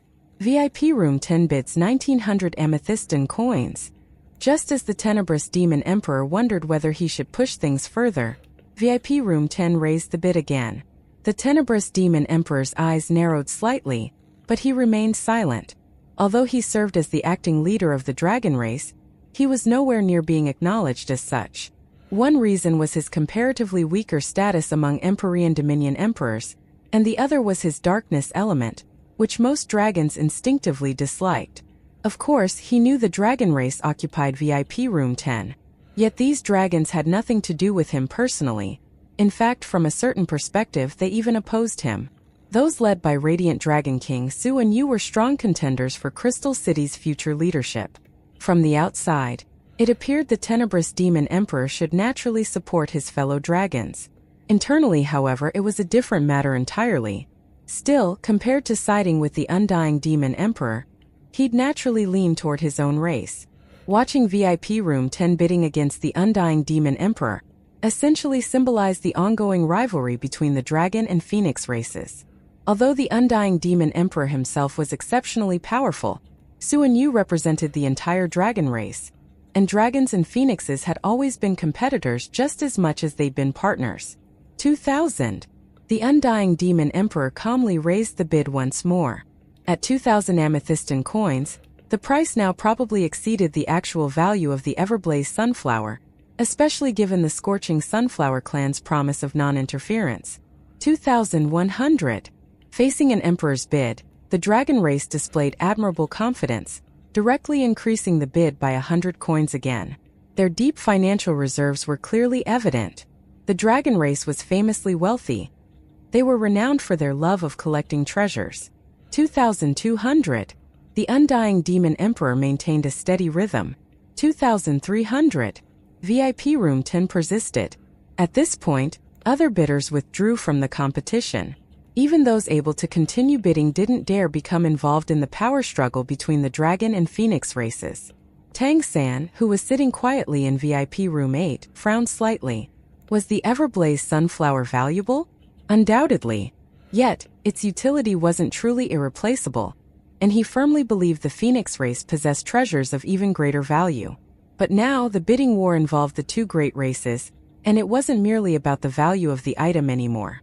This rivalry itself could inflate the price to astronomical levels. 2,500. As expected, the Undying Demon Emperor accelerated the bidding. The price was starting to become ridiculous. VIP Room 10 fell into silence. We have 2,500 amethystin coins. Any higher bids? The Tenebrous Demon Emperor asked deeply, turning his gaze toward VIP Room 10. Losing to the Undying Demon Emperor wasn't shameful, but this was a special time. With the matchmaking tournament about to start, and the dragon race having lost the Crystal Demon Emperor, and striving to maintain control over Crystal City, falling behind the Phoenix race further would be damaging. VIP Room 10, 2,600 amethystin coins, the attendant finally announced. No further sound came from the Undying Demon Emperor's VIP room. Compared to his previous consecutive bids, this silence suggested something significant. 2,600 amethystin coins far exceeded the actual value of the Everblaze Sunflower. He conceded? The Phoenix Lord, the Undying Demon Emperor, actually conceded? In VIP Room 8, Tang San's expression shifted slightly, revealing a flash of admiration. On the auction stage, on the other hand, the Tenebrous Demon Emperor's expression turned somewhat unpleasant. He hadn't anticipated that a proud being like the Undying Demon Emperor would concede just like that, but the moment it happened, Tang San's thoughts naturally occurred to him as well. The Phoenix race already held a considerable advantage over the Dragon race. Now was clearly an excellent opportunity to further suppress their rivals. The Tenebrous Demon Emperor would have undoubtedly seized such a chance himself, but at this critical bidding point, despite the high price, it was still well within the means of the mighty Undying Demon Emperor. So why concede now? After a brief moment of surprise, the Tenebrous Demon Emperor realized something else entirely. The dragons in VIP Room 10, led by the Radiant Dragon King Su and Yu, were internal opponents of his leadership. Even as the only emperor of the dragon race, the Tenebrous Demon Emperor held limited internal support. Su and Yu's faction represented the race's hope for the future, and Su and Yu himself was a seedling that held the promise of being able to compete with the Undying Demon Emperor directly in the not-so-remote future. By choosing to concede at this point, what was the Undying Demon Emperor signaling? Recognition for Radiant Dragon King Su and Yu. Indirectly, this could also be seen as acting against the Tenebrous Demon Emperor, a calculated move to deepen internal divisions among dragons. Furthermore, the bid for the Everblaze sunflower had exceeded its practical value by quite a margin, and even for the dragon race's coffers, it was not a meager amount. Essentially, the Phoenix race had just gained substantial advantages without spending a single demon's hard coin. This was precisely why Tang San admired the move. The undying demon emperor wasn't bound by superficial pride, and made the correct decision at a critical moment. Such calmness and wisdom were truly commendable. 2,600 amethystine coins. Any higher bids? The tenebrous demon emperor announced, quickly regaining his composure. As an emperor, naturally, he wouldn't let personal matters affect him. The auction had to continue smoothly. 2,600 going once. 2,600 twice. 2,600 sold. Congratulations to VIP Room 10 for winning the Everblaze sunflower at 2,600 amethystine coins. The tenebrous demon emperor declared, officially concluding the auction of the first item. At this moment, excitement throughout the hall reached its peak. The first item had fetched a remarkable price and attracted a bidding war involving an emperor himself. Clearly, the subsequent items would also be extraordinary treasures. If the first item was merely a teaser, then bidders were now even more eagerly anticipating future items that ought to be even better. This auction directly affected the matchmaking tournament and the battle for the throne. Every clan hoped to use this opportunity to strengthen their positions. If they were fortunate enough to secure an emperor seat, it would fundamentally change their clan's destiny.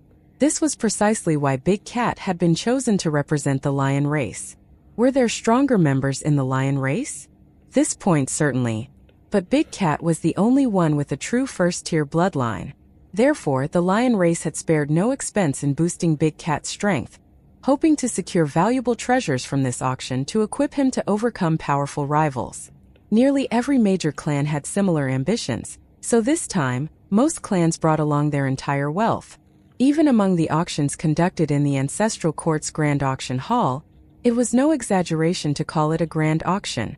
The best scenario for an auction was precisely this. Top-tier items, numerous wealthy bidders, and an urgent motivation compelling them to bid aggressively. When these three factors aligned, the outcome was perfect. The Ancestral Court, recognizing this golden opportunity, had chosen to organize this unprecedented event.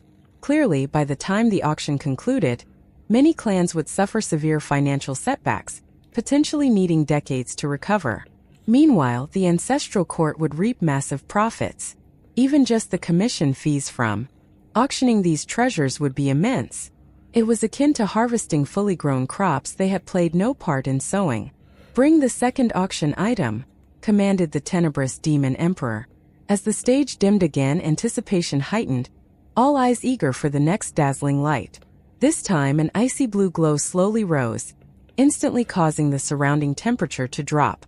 A beautiful ice blue throne etched with intricate patterns gradually ascended.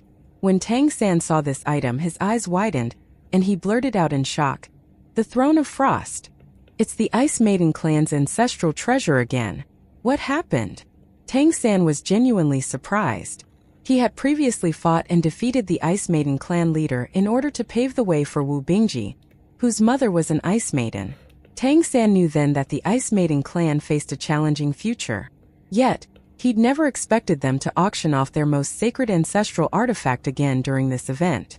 Unlike the Everblaze sunflower, the Throne of Frost was irreplaceable to its clan. The Scorching Sunflower clan undoubtedly possessed several Everblaze sunflowers, and whether one was missing was inconsequential to the clan's foundation.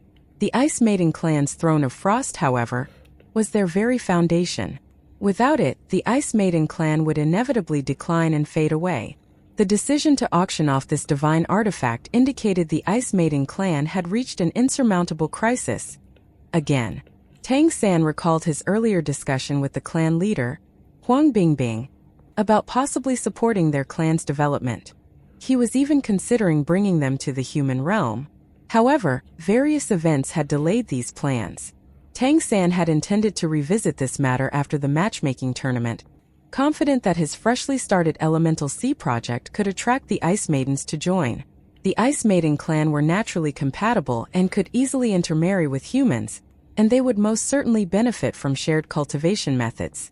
As for the human side, Whether it was awakening their own abilities or producing offspring with high affinity for the ice element, there were only advantages to be had.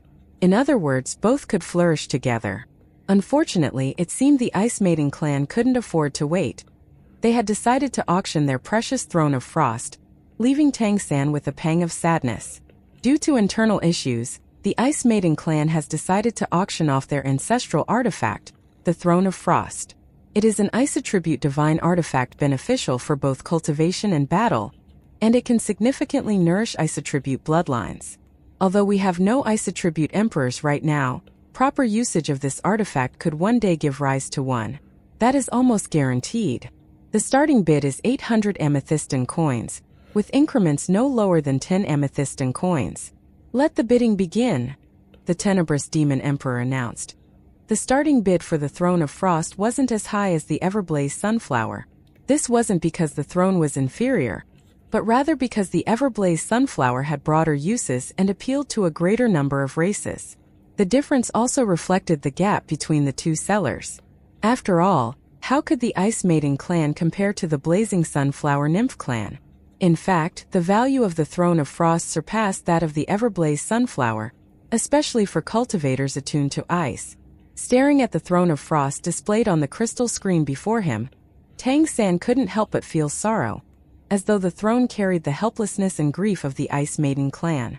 Sighing softly, Tang San pressed the button beside him. VIP Room 8, 900 amethystin coins, announced the auctioneer promptly. Seeing Tang San's bid, the elders proceeded to ignore it. If the clan leader wanted something, then he certainly had something in mind. Only Jean Meowson looked puzzled. Big brother, what are you doing? It's ice attribute. What's the use for us? Tang San replied calmly. Don't worry, I have a use for it. In truth, he actually had a need for elemental artifacts. One. The Everblaze Sunflower from earlier would have also suited him, but he couldn't bid recklessly, especially since it was clear that the Undying Demon Emperor had intended it for Mei Gongzi. Thus, Tang San had avoided participating. But this Throne of Frost was a different matter. He was determined to obtain it. With this artifact, not only could his eldest senior brother greatly enhance his power and purify his bloodline, but it would also help humanity establish and stabilize a proper elemental sea rather than the ice pool they had right now, and that would significantly increase the chances of humans awakening an affinity for ice control. Ordinary bidders didn't know the identities of those in VIP Room 8, only that it belonged to one of the city lords. But the stronger figures were aware. Many found it puzzling that the Blue Gold Tree clan suddenly became interested in the Throne of Frost. What use could the Blue Gold Tree clan have for an ice attribute artifact? Nevertheless, the bidding continued. Evidently, Tang San wasn't the only one interested. Some other people had also been eagerly awaiting this moment, and they immediately started bidding. The Throne of Frost was perhaps the strongest ice attribute artifact that existed on the Demon Continent. Although none of the clans with emperors specialized purely in ice, both the Phoenix and Dragon races had clans with ice attribute bloodlines. Soon more bids appeared. Yet compared to the intense bidding for the Everblaze Sunflower, prices climbed far more modestly, mostly in increments of 10 amethystin coins, 960 amethystin coins, 980 amethystin coins, 1,210 amethystin coins. VIP Room 8, 1,500 amethystin coins. When Tang San offered this new price, a brief silence fell over the auction hall. He'd raised the bid by close to 300 amethystin coins at once. Considering the Throne of Frost's value, this price was actually not unreasonable, although at the same time it was a far cry from what the same auction house had once evaluated it for. It was just that ice attribute artifacts generally appealed to a smaller pool of bidders.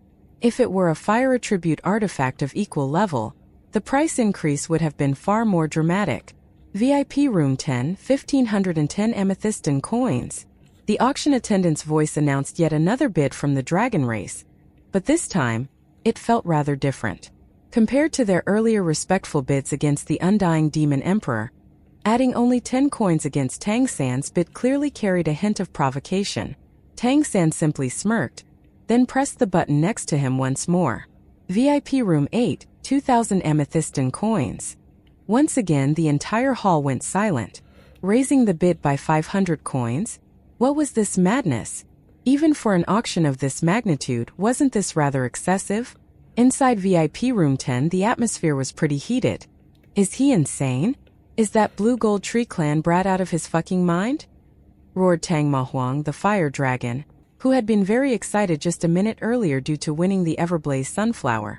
He was confident that the artifact would significantly boost his chances in the upcoming competition for emperorhood. Su and Yu frowned deeply. Beside him, a slender man also frowned. Brother Su, I absolutely must have the Throne of Frost. Ice attribute artifacts are incredibly rare, let alone one of this level. And the Ice Maiden clan never fully utilized its potential. Su and Yu said quietly, there are two possibilities for their aggressive bidding. Either they genuinely possess ample resources, or they're intentionally driving up the price to drain our finances. But either way, 2,000 amethystine coins already exceed the item's market value, even by the most positive estimations. The slender man, obviously an ice dragon, shook his head firmly. Maybe for you, but not for me. Without even waiting for Su and Yu's response, he immediately pressed the button. VIP Room 10, 2010 amethystine coins, came the immediate announcement. To other bidders, it seemed VIP Room 10 was now in a heated confrontation with VIP Room 8. At this price level, everyone else had already backed out. As valuable as the artifact was, very few could afford this amount, and among those who could, those who needed the throne were fewer still. Clearly, the dragon race in VIP Room 10 was among those few. As for why the Blue Gold Tree Clan in VIP Room 8 was so adamant, no one could guess. VIP Room 8, 2,500 amethystine coins. The attendant's voice rose slightly, betraying astonishment. Even during the earlier bidding involving the Undying Demon Emperor, the increments hadn't been so aggressive. Yet now VIP Room 8 was increasing the bid in leaps of 500 amethystine coins. Just the raise itself, under normal circumstances, could buy a high-class divine artifact.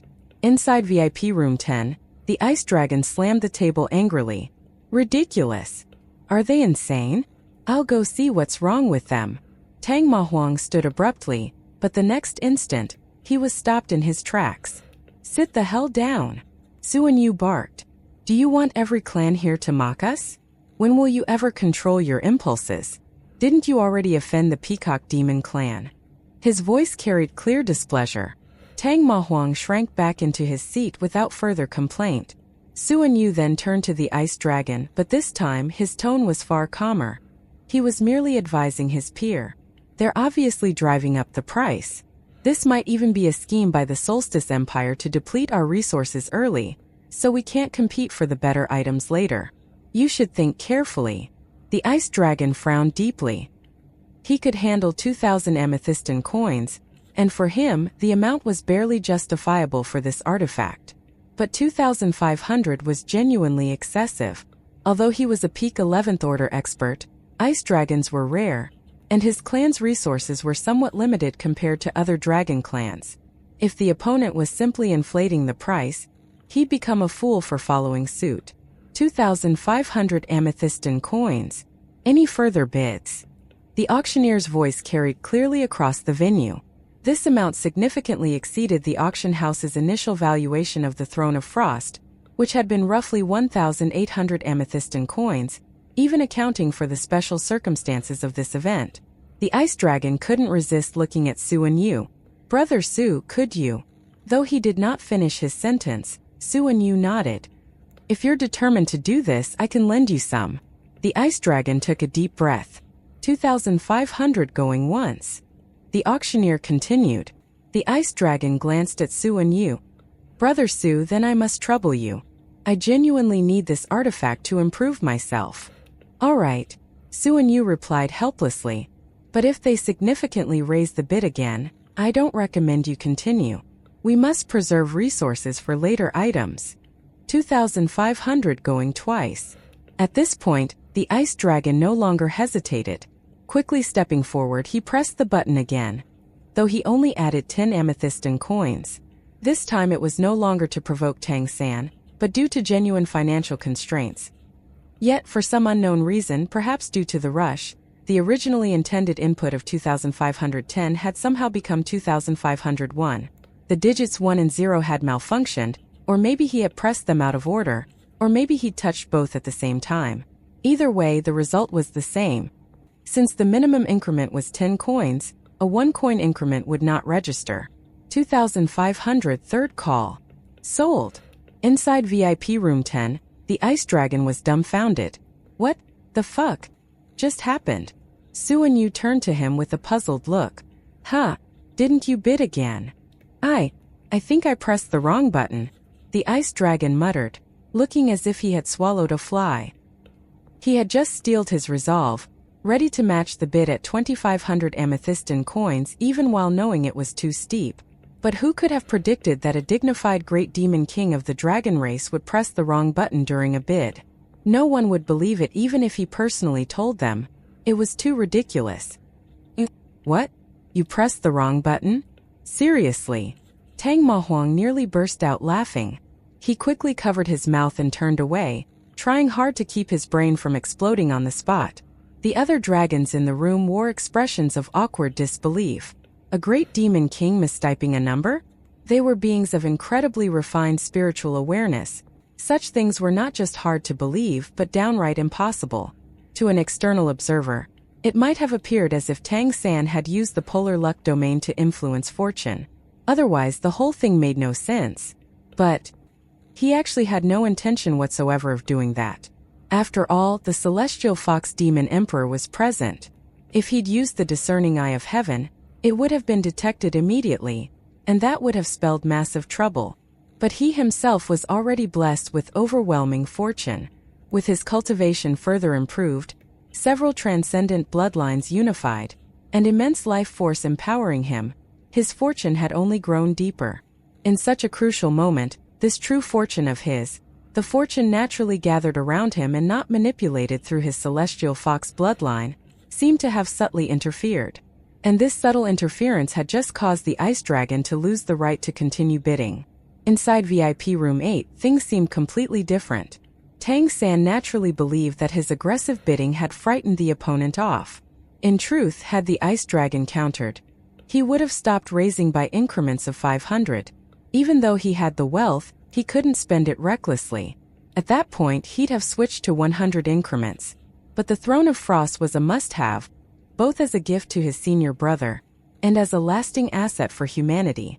Congratulations to VIP Room 8 on securing the Throne of Frost. This artifact is indeed the finest ice elemental divine artifact I've ever seen. It's worth the investment.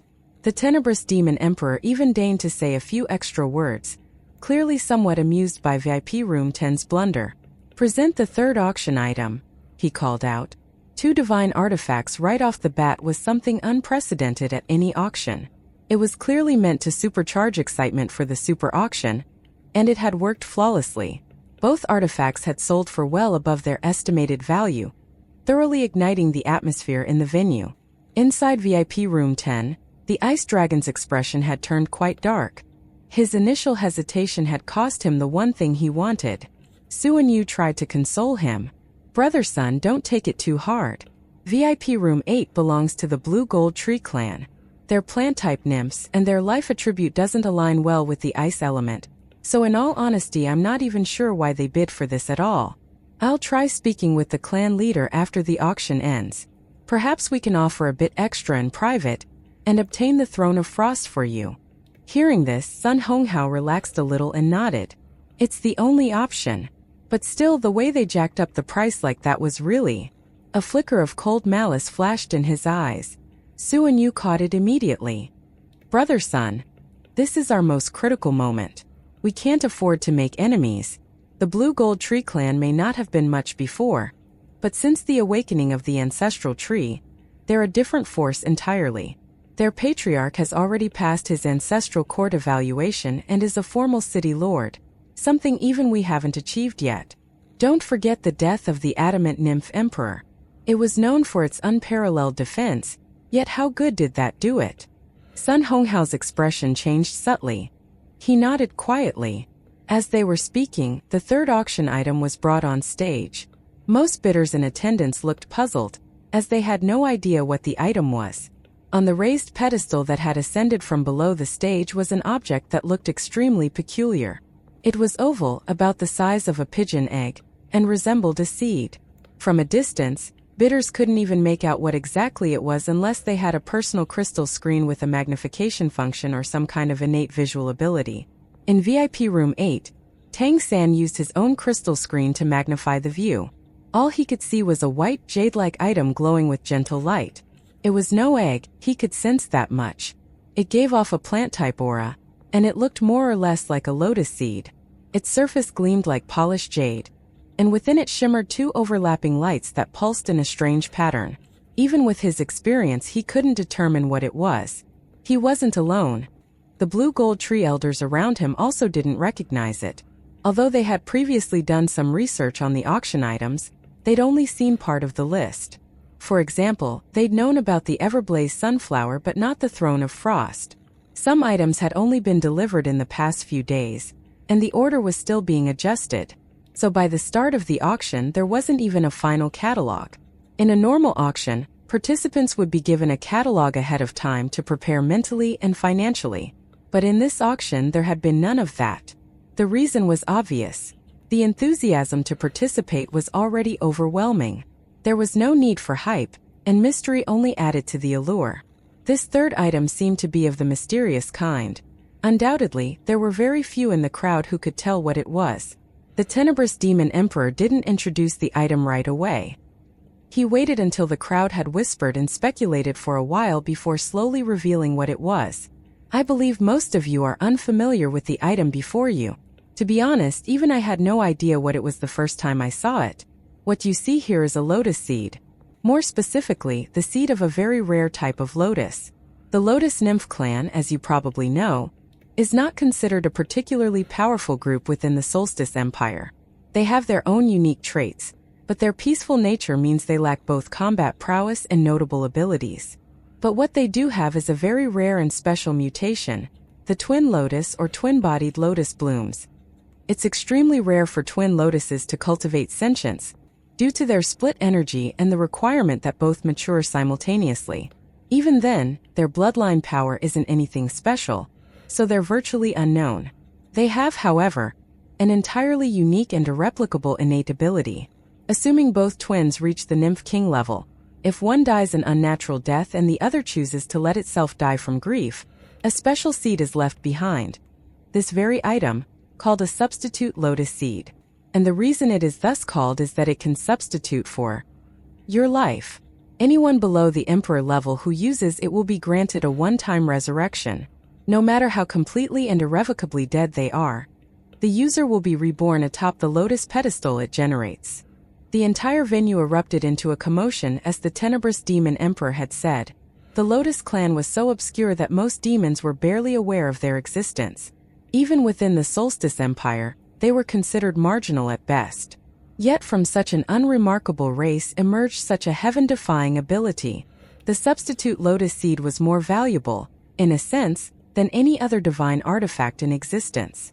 Though limited to use below the 12th order, its value was already fearsome. Especially with the matchmaking tournament and the struggle for the Emperor's seat approaching, its utility would multiply exponentially. It was widely known that both demons and nymphs relied heavily on bloodlines. To unleash their greatest power, burning one's own bloodline was often the most effective method. But the downsides of bloodline ignition included its brevity, and worse, the severe injury to one's blood essence afterward, often making full recovery nearly impossible. As a result, no one dared burn their bloodline completely in battle. But if one possessed the substitute lotus seed, that changed everything. Just burned your bloodline power to the point you are dying of depletion? No problem, you can just come back to life. And though the resurrection was bound to take some time, it was unlikely to impact the next battle. For peak 11th order powerhouses, burning all their bloodline power could allow some from stronger clans to erupt with force comparable to an emperor. The destructive power was unquestionable. Obviously, this did not mean they could actually match an emperor in combat, but a full power strike at that level could simply vaporize some of the other 11th order contestants. Placing such a treasure in the auction now meant its value would at least double, if not more. Practically guaranteed a victory. For the strongest great demon and great nymph kings, this item could determine the outcome of the most critical duels in the Emperor selection battle. How could the bidders possibly not be excited? Even inside the VIP rooms, surges of bloodline power could be sensed in the air, proof of the internal agitation among these top-tier bloodlines and city lords. Inside VIP Room 8, Tang San's gaze flickered. Around him, the elders stared at him eagerly. Get it, big brother. Whatever the cost, get it. This thing is incredible. We Blue Gold Tree Clan may not be great at combat, but when it comes to burning our bloodline power, who can match us? We have enough life force to match everyone here combined. If we burn it, we'll blow a hole through the sky. With this substitute lotus seed, we can burn without fear. And we're the best at restoring bloodline power too. If we don't die instantly, we won't even need to use the seed. But with it, there's one extra guarantee. Tang San nodded slightly. How could he not be tempted by such a treasure? Not for himself, of course. This item wasn't particularly useful to either him or Mei Gongzi. Compared to the innate ability of the immortal flame phoenix, the substitute lotus seed was inferior. It most definitely couldn't revive someone mid-battle. It had to have some delay, that much he could guess. Nirvana Rebirth, on the other hand, could activate even during a fight. But if such an item fell into the hands of another competitor, it could become a serious problem. It meant that they could risk full-force bloodline ignition without consequence. The power unleashed could rival that of an emperor, and such a berserk opponent with literally nothing to lose would be the hardest to face. That said, the substitute lotus seed would no doubt fetch a terrifying price. The starting bid is 1,000 amethystine coins. The minimum bid is 100, the Dark Demon Emperor announced. Let the bidding begin. The base price matched that of a divine artifact, reasonable. But the high minimum increment made it a clear ploy to drive competitive bidding. Sure enough, as soon as the base price was set, a bidding frenzy began. The price soared, and before half a minute elapsed, it had passed 2,000. By Tang San's estimation, the true value of this item was fairly high. 1,000 coins was quite a bargain, and 1,500 still reasonable. But in this special period, its value was bound to be greatly inflated. The ancestral court sure knew how to conduct an auction. He had to concede that much. Tang San did not bid immediately. He understood this item was fundamentally different from the previous ones, in that it could be used by every single being in this arena. As for who needed it, only the immortal Flame Phoenix clan did not.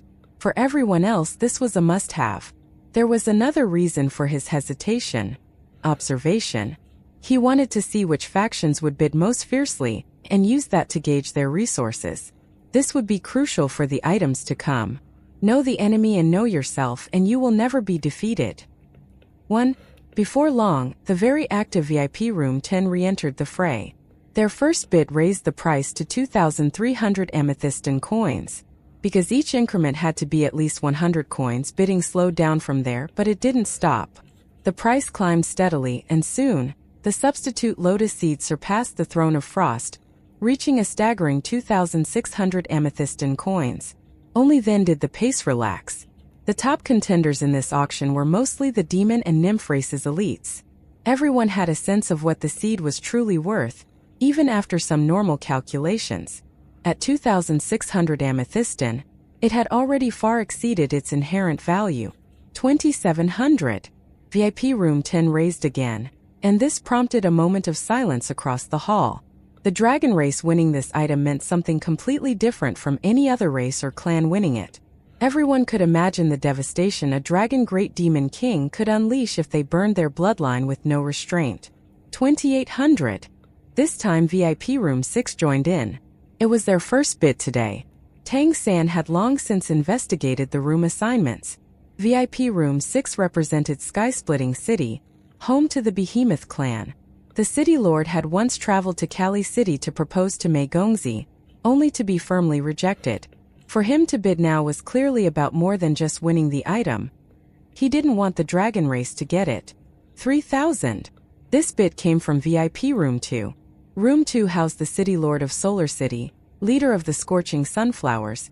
He was one of the most powerful great demon kings around, and kin to the Sunborn Nymph Emperor. Among the VIP rooms not reserved for emperors, the top-ranked were, in order, Celestial Fox City, Solar City, Netherman City, and Phoenix City. Now even Solar City had joined in, proving the strategic value of this item. It was no longer about the money or the item itself. This was a matter of getting an advantage over the other clans and races. Even if they didn't use the item themselves, they couldn't let rivals obtain it.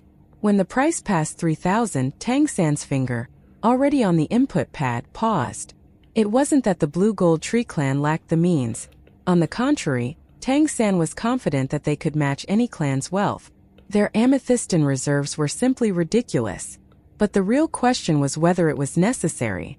Was it worth involving himself into this competition? And more importantly, what would other clans think if the Blue Gold Tree clan, previously seen as non-threatening, swooped in and snatched up this strategic asset? He would instantly draw attention and scrutiny. What was he buying the seed for? Was he planning to actually compete for an emperor's seat in earnest?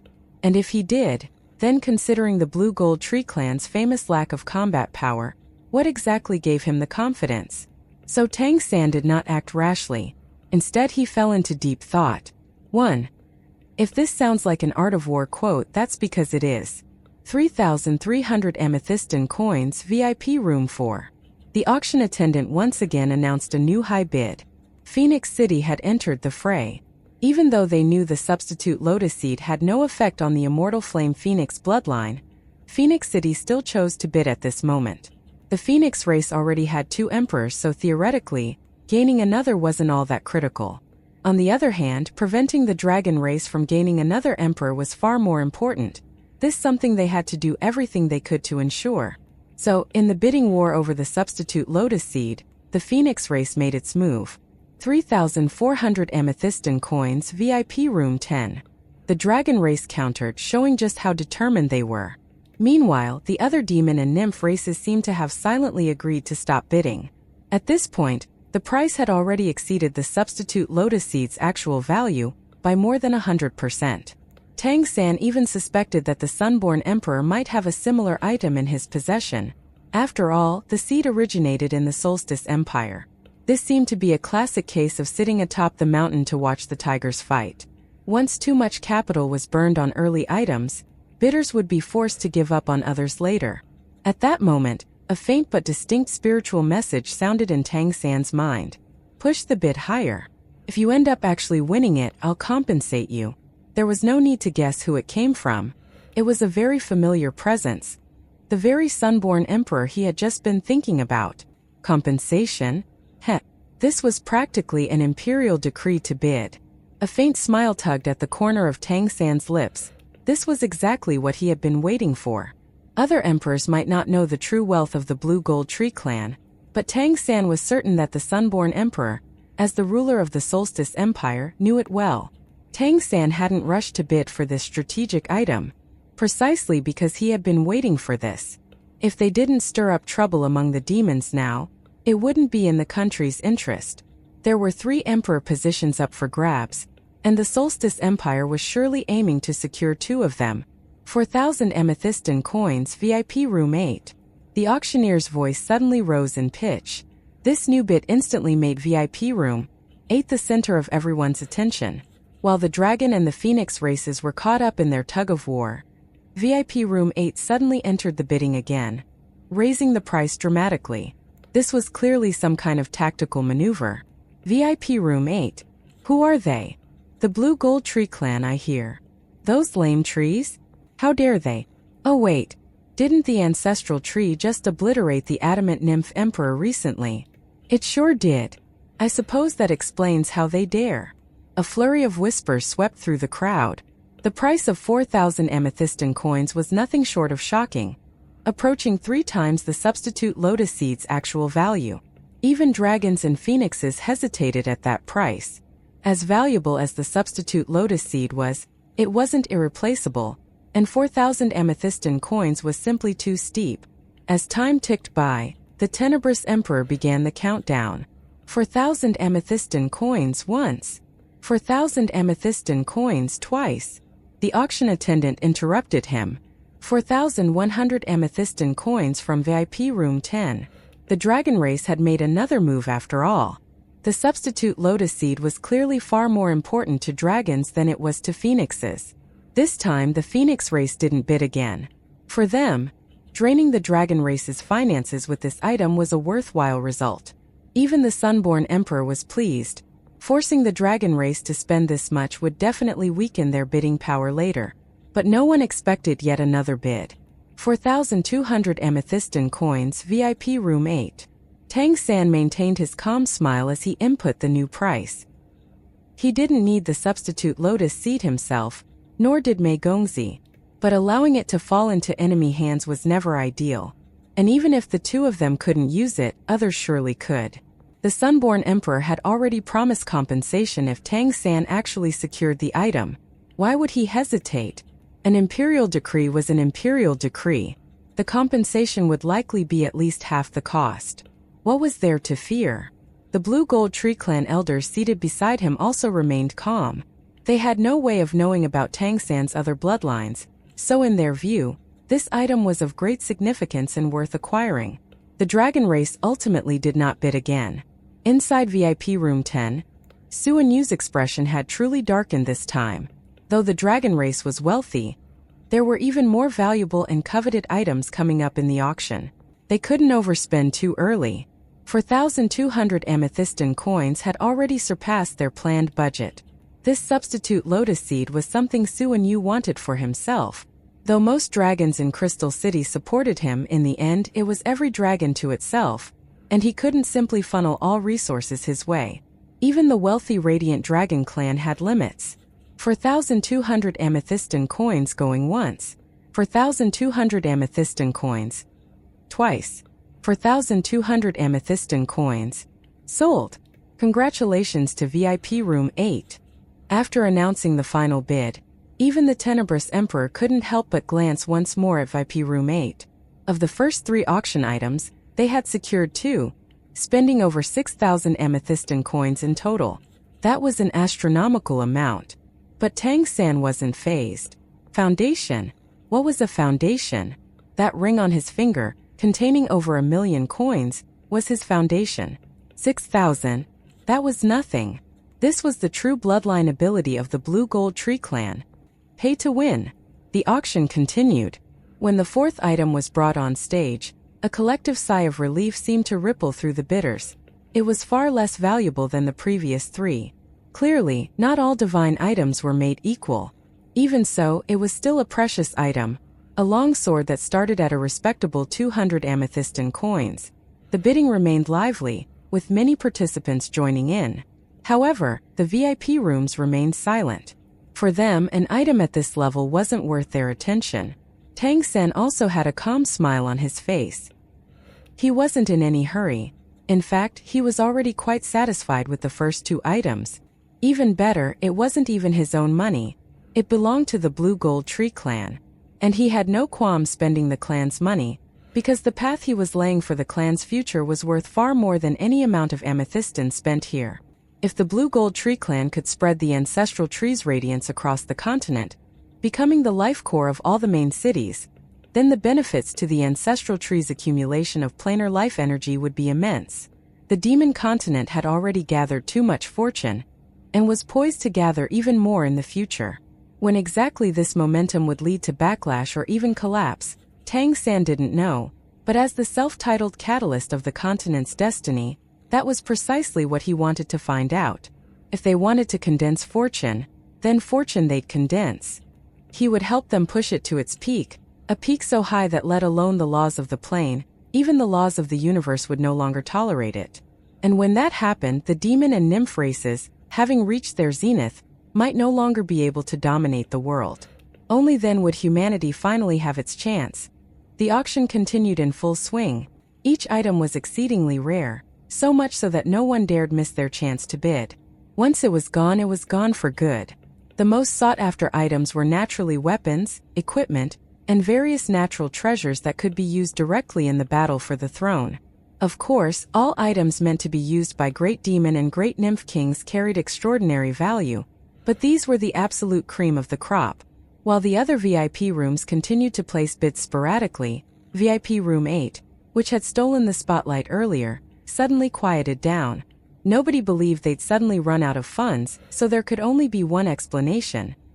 They were waiting for the next big thing. Your Majesty, just as you instructed, I secured the substitute lotus seed. What sort of compensation will I receive? Are you going to reimburse me? In VIP Room 8, Tang San was currently communicating via divine consciousness with the Sunborn Nymph Emperor. Who told you to actually win the bid? You were just supposed to raise the price on them, the Sunborn Nymph Emperor replied irritably. Well, since you asked me to, I just tried a little harder. I was originally planning to let it go if the Dragon Clan raised the price again. Who knew they'd stop after following with a 500 increase earlier, but not go another 100? He added a trace of grievance to his tone, as if he'd been greatly wronged. Well, it's already done. And anyway, it might be useful to you, the Sunborn Nymph Emperor said calmly. So, about that reimbursement? Tang San tested the waters. When did I ever say I'd reimburse you? Huh, didn't you say you'd compensate me? You can't go back on your word. I was even planning to keep bidding as per your instructions. We still have some reserves left, Tang San replied in a lowered tone. The Sunborn Nymph Emperor seemed to hesitate briefly, and Tang San could almost see him rolling his eyes. Fine, I'll give you another substitute lotus seed as compensation. Consider it reimbursement. As expected, you have some of these natural treasures in reserve. Heh, I knew you'd try to pull off something. Well, don't mind if I do, these things are always welcome. He wasn't worried about the Sunborn Nymph Emperor going back on his word. Since it was Sunborn himself who had instructed him to bid, it would be foolish to alienate Tang San now. Thank you, Your Majesty. Tang San didn't press further and simply went with the flow. Sure. Anyway, continue bidding. You signed up for the tournament, didn't you? By some necessities for yourself. But don't push too hard in the competition. Every contestant this time is going all out. Thank you for the warning, Your Majesty. Don't worry, I understand. It's just a trial for me, nothing more. Tang San replied with a light-hearted chuckle. 2 substitute lotus seeds and the Throne of Frost. Not bad at all. Next up is the 10th auction item. This item is incredibly rare.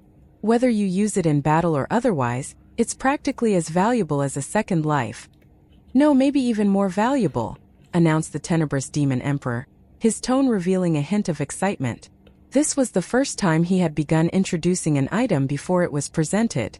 As the platform slowly rose, a soft blue-golden light shone brightly atop the auction stage, like a rising blue-golden sun. The item was not hidden in any way, and its aura radiated freely. Rich, dense life energy permeated the air, even causing a faint blue glow to appear around the Tenebrous Demon Emperor himself. It was a fruit, about the size of a fist, deep blue in color, and with golden flecks resembling stars adorning its surface. A dark blue halo surrounded it, the aura of pure life energy.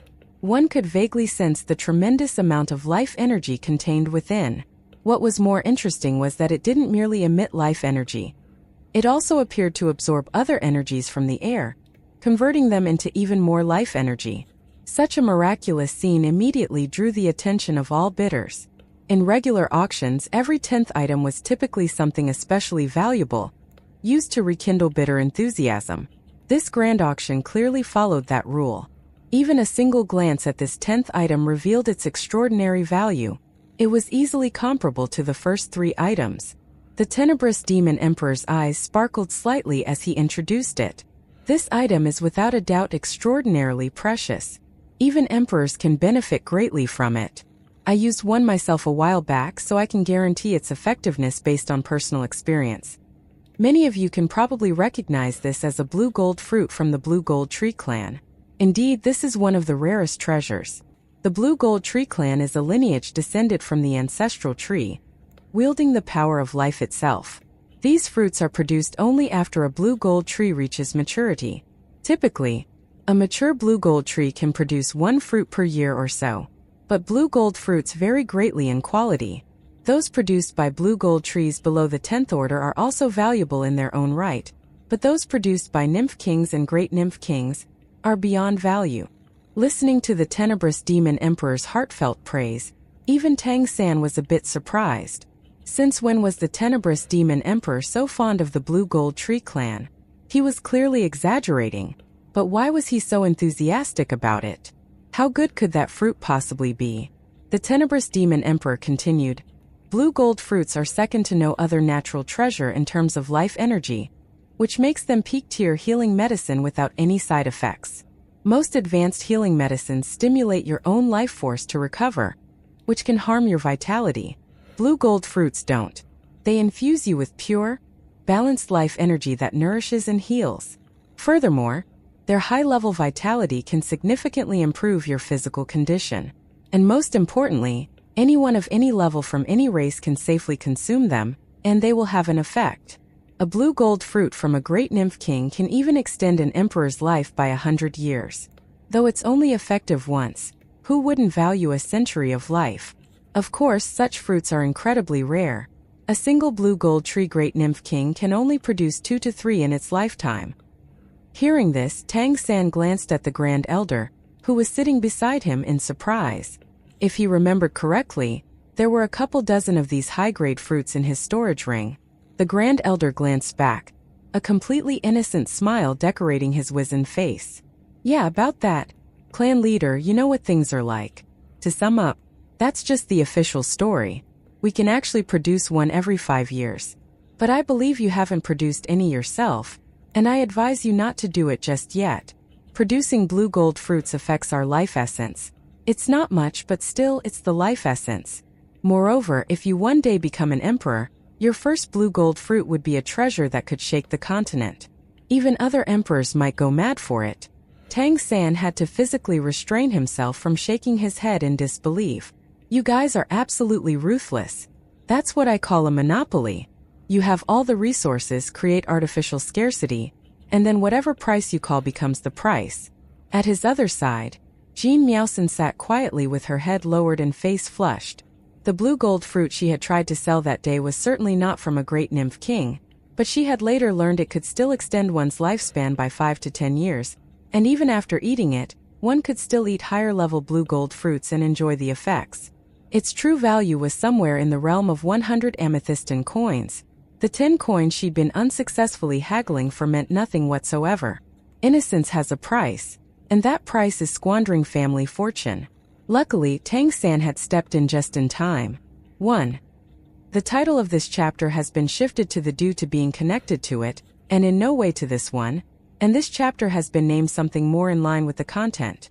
This great nymph king blue gold fruit starts at 1,500 amethystine coins. Each bit increment must be no less than 100. If you want it, fight for it.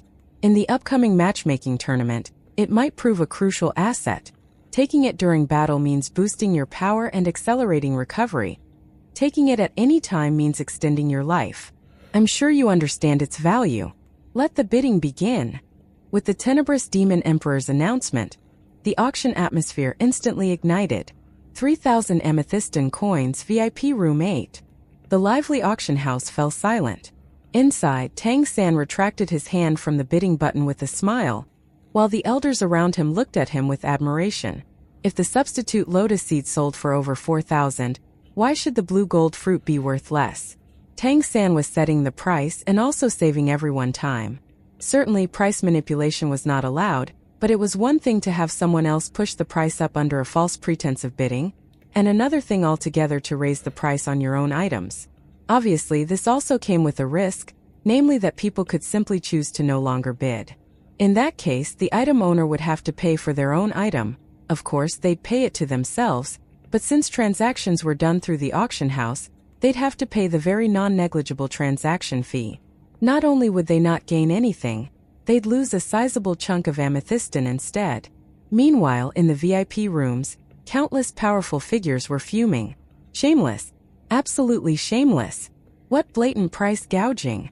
Everyone knew VIP room 8 housed the Blue Gold Tree clan, so what could they do if the damn trees decided to ask for more money? Had this been the first item, there might have been a boycott. But since the Everblaze Sunflower had just gone for 2,600 and the substitute Lotus Seed for 4,200, and blue gold fruits were arguably even more valuable, the price really wasn't unreasonable. Assuming only 2 or 3 such fruits could be produced in a lifetime, 3,000 seemed more than fair. Tang San smirked. He had what seemed to be unlimited wealth at his disposal, but no matter how much you have, if you keep spending at one point or another, you reach the bottom of the sack. He had to also make money. 3,100 amethystine coins VIP room 4. Sure enough, a new bid came instantly. 3,200 amethystine coins. Bidding enthusiasm remained undampened. Tang San didn't bid again. Once was enough. Any more might cause resentment, and that wasn't his goal. Not to mention, he didn't feel like being admonished by the auction house. 4,000 amethystine coins from VIP room 1. The Celestial Fox clan made its first move, but instead of settling the matter, it only heightened the excitement around the blue gold fruit. If even the Celestial Fox clan wanted it this badly, how could it possibly be subpar? The price thus exploded once more, even surprising Tang San. By now, all bidders were from VIP rooms, representatives of emperors, in other words. 4,800 amethystine coins VIP room 2. The Scorching Sunflower clan? Tang San knew something was up, and sure enough, as soon as they bid, the Sunborn Nymph Emperor's voice followed. I'll help you raise the price. If I win it, just give me one extra. Tang San winced. Karma sure came fast. The Sunborn Nymph Emperor was just like him in this respect, not the kind to swallow a loss. Don't tell me you've never had one, Tang San said helplessly. Certainly, but good things are never too many. Even if it won't extend my life, it can still nourish my life force. Not to mention, with the ancestral tree awakened, these fruits are bound to be even more potent. These words reminded Tang San of what the Grand Elder had told him, and he was suddenly struck by an idea. Your Majesty, I have something to tell you. I've never produced a blue gold fruit. I've been saving my strength because I was planning to do it only after becoming an emperor. I am not sure how good the first fruit would be, but I am quite convinced the effect wouldn't be limited to a mere 100 years of lifespan. The emperor fell silent. Only after a long break did his divine consciousness voice echo again. 3 can keep a secret if 2 are dead. Understood? Understood, Tang San replied immediately. The Sunborn Nymph Emperor's divine consciousness vanished. Tang San smiled faintly. He understood exactly what that meant.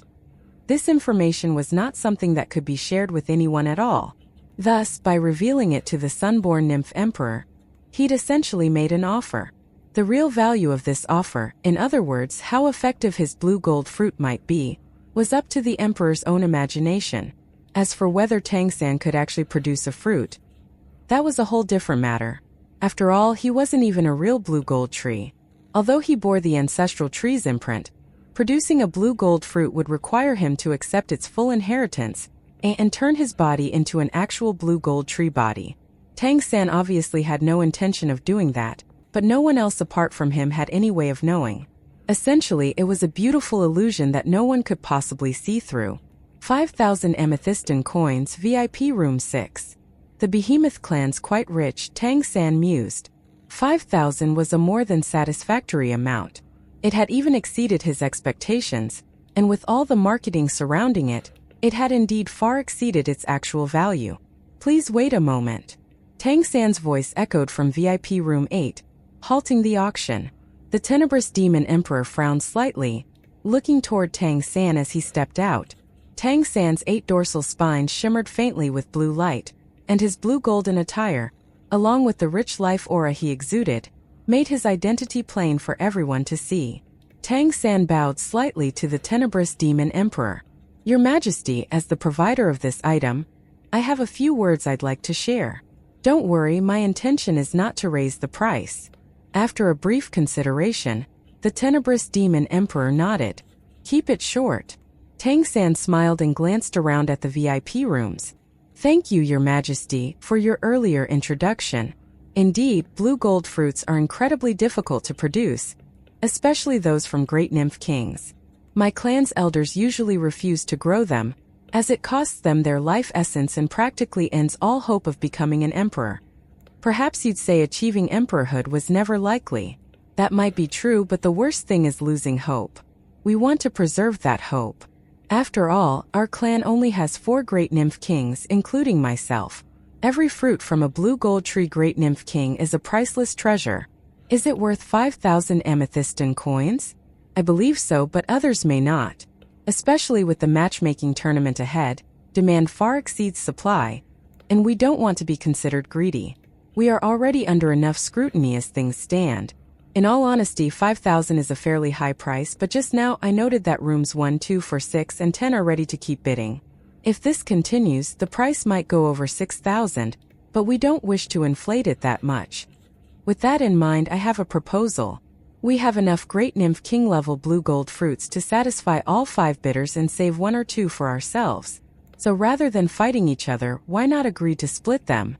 You may take 1 per room for 5,000 each.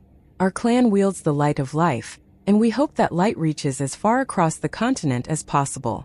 But I must regretfully inform you that after this auction, we likely won't be able to produce another blue gold fruit of this level in the next 100 years. So if you disagree, feel free to continue bidding. 1. This was originally the title of but the actual line only appears in this chapter and it's completely disconnected from what happens in 954. The original is something along the lines of heaven knows, earth knows. I know, meaning that no matter how much you try to keep a secret, things will eventually come to surface. With these words, he once again bowed deeply to the tenebrous demon emperor before returning to his room. In VIP room 11, Mei Gongzi gazed at the crystal screen before her, a hint of puzzlement flickering in her eyes. She hadn't participated in the previous rounds of bidding simply because nothing suitable had come up yet. The Peacock Demon clan was among the wealthier ones, but the prices today were quite inflated. She needed to save her funds for something truly valuable. Did she want a blue gold fruit? Of course she did. Who wouldn't want a heavenly treasure that could greatly enhance one's life force and be used directly in battle? But 5,000 amethystine coins was simply too much. It was a terrifying price. That kind of money could buy a normal city. That speech from the new leader of the Blue Gold Tree clan had sounded impassioned and convincing, but for some reason, Mei Gongzi found it somewhat peculiar. That persuasive tone gave her a strange sense of déjà vu. He's really quite the talker. That new Blue Gold Tree clan leader is no ordinary fellow, Luo Qingzhu muttered coldly. 5,000 amethystine coins, and he claims he doesn't want to see the price go higher? FT. Who was it that bumped it to 3,000 in one go earlier? Now he's suddenly offering 4 more. All while ignoring how scarcity impacts value? A shameless profiteer. 5 fruits, that's 25,000 amethystine coins. If Lin Shima offered your father so much money back then, he may have just sold Kali City to the damn phoenixes. Suin smiled gently. The Blue Gold Tree clan is said to be on the rise lately, doing very well in the Solstice Empire. Especially after the ancestral tree killed a nymph emperor. All major races have been cozying up to them. Demons of the Empyrean Dominion are no exception. Didn't you hear what he said? Producing fruits means giving up hope to become an emperor, and he wants to preserve that hope. Meaning, he himself hasn't grown one yet. That message was clearly for the emperors. If he becomes an emperor and then grows a fruit, then what would that fruit be worth? Who wouldn't be tempted? He's painting himself as a unique strategic resource that every single emperor must vie for. As if to confirm her words, just as Tang San sat back down, a furious divine consciousness blasted straight into his mind. What the hell happened to the 3 knowing a secret? Does the entire auction house only count as 1 to you? The sun-born nymph emperor was livid. He had just warned Tang San a few moments before, and yet Tang San had proceeded to reveal practically everything in that speech. Even though he hadn't been explicit on the matter of his own fruit, it was impossible not to draw the attention of other emperors. Fading Supi. Tang San deeply? I think there might have been a misunderstanding. I thought you were referring to how I promised you my first blue gold fruit. Whether I actually grow one after becoming an emperor is still up to me, isn't it? I never said I was going to grow one myself. But actually, I'll enter seclusion as soon as I become an emperor, and then I'll present the fruit to you directly, without anyone knowing. I thought that was the secret part. Please forgive me, Your Majesty. That was my mistake. The sunborn nymph emperor's eyelid twitched. He'd been thoroughly cheated, and he had no way of retaliating for it. Your Majesty, you still need to help me out. Let me capitalize on this and sell a couple at a high price. Please urge the Scorching Sunflower clan to agree to my proposal. 2 fruits for me. And you better not misunderstand it this time. The sunborn nymph emperor snorted coldly. For some reason, Tang San even sensed a tinge of sulkiness in his tone. Of course, Tang San had anticipated this reaction and already planned his response. He wasn't afraid in the slightest. VIP rooms that participated in the bidding. Will you accept the Blue Gold Tree Clan leader's proposal? If not, we will continue the auction, the Tenebrous Demon Emperor said solemnly. The Scorching Sunflower Clan was the first to respond. VIP Room 2 agrees. VIP Room 1 agrees. VIP Room 4 agrees. VIP Room 6 agrees. VIP Room 10 agrees. All 5 participating VIP rooms accepted the offer. And that ended the bidding for the fruit. Tang San had driven up the price with 1 blue gold fruit only to ultimately sell 5 for the same price. Well, he actually needed to supply 6 in order to please the Sunborn Nymph Emperor, but even with that considered, he had unquestionably earned quite the profit for the Blue Gold Tree Clan. A blue gold fruit from a great nymph king would have been sold for 1,500 amethystin coins at best under normal conditions, and even that was an astronomical amount of money. In VIP Room 8, the Blue Gold Tree Clan elders were now laughing their bark off, their blue dorsal spikes swaying wildly in excitement. Tang San had barely spent 6,000 earlier, and now he had made 25,000 back. This was triple what the fruits were worth, and 4 times what he'd spent. The elders were all filled with admiration for their leader. Could the VIP rooms not see through Tang San's ploy? Of course they could. Each had emperors backing them and no one was an idiot. So why had they agreed in the end? The reason was simple. None of them wanted to offend someone who, if he just so happened to become an emperor, would produce life-extending medicine of unimaginable value.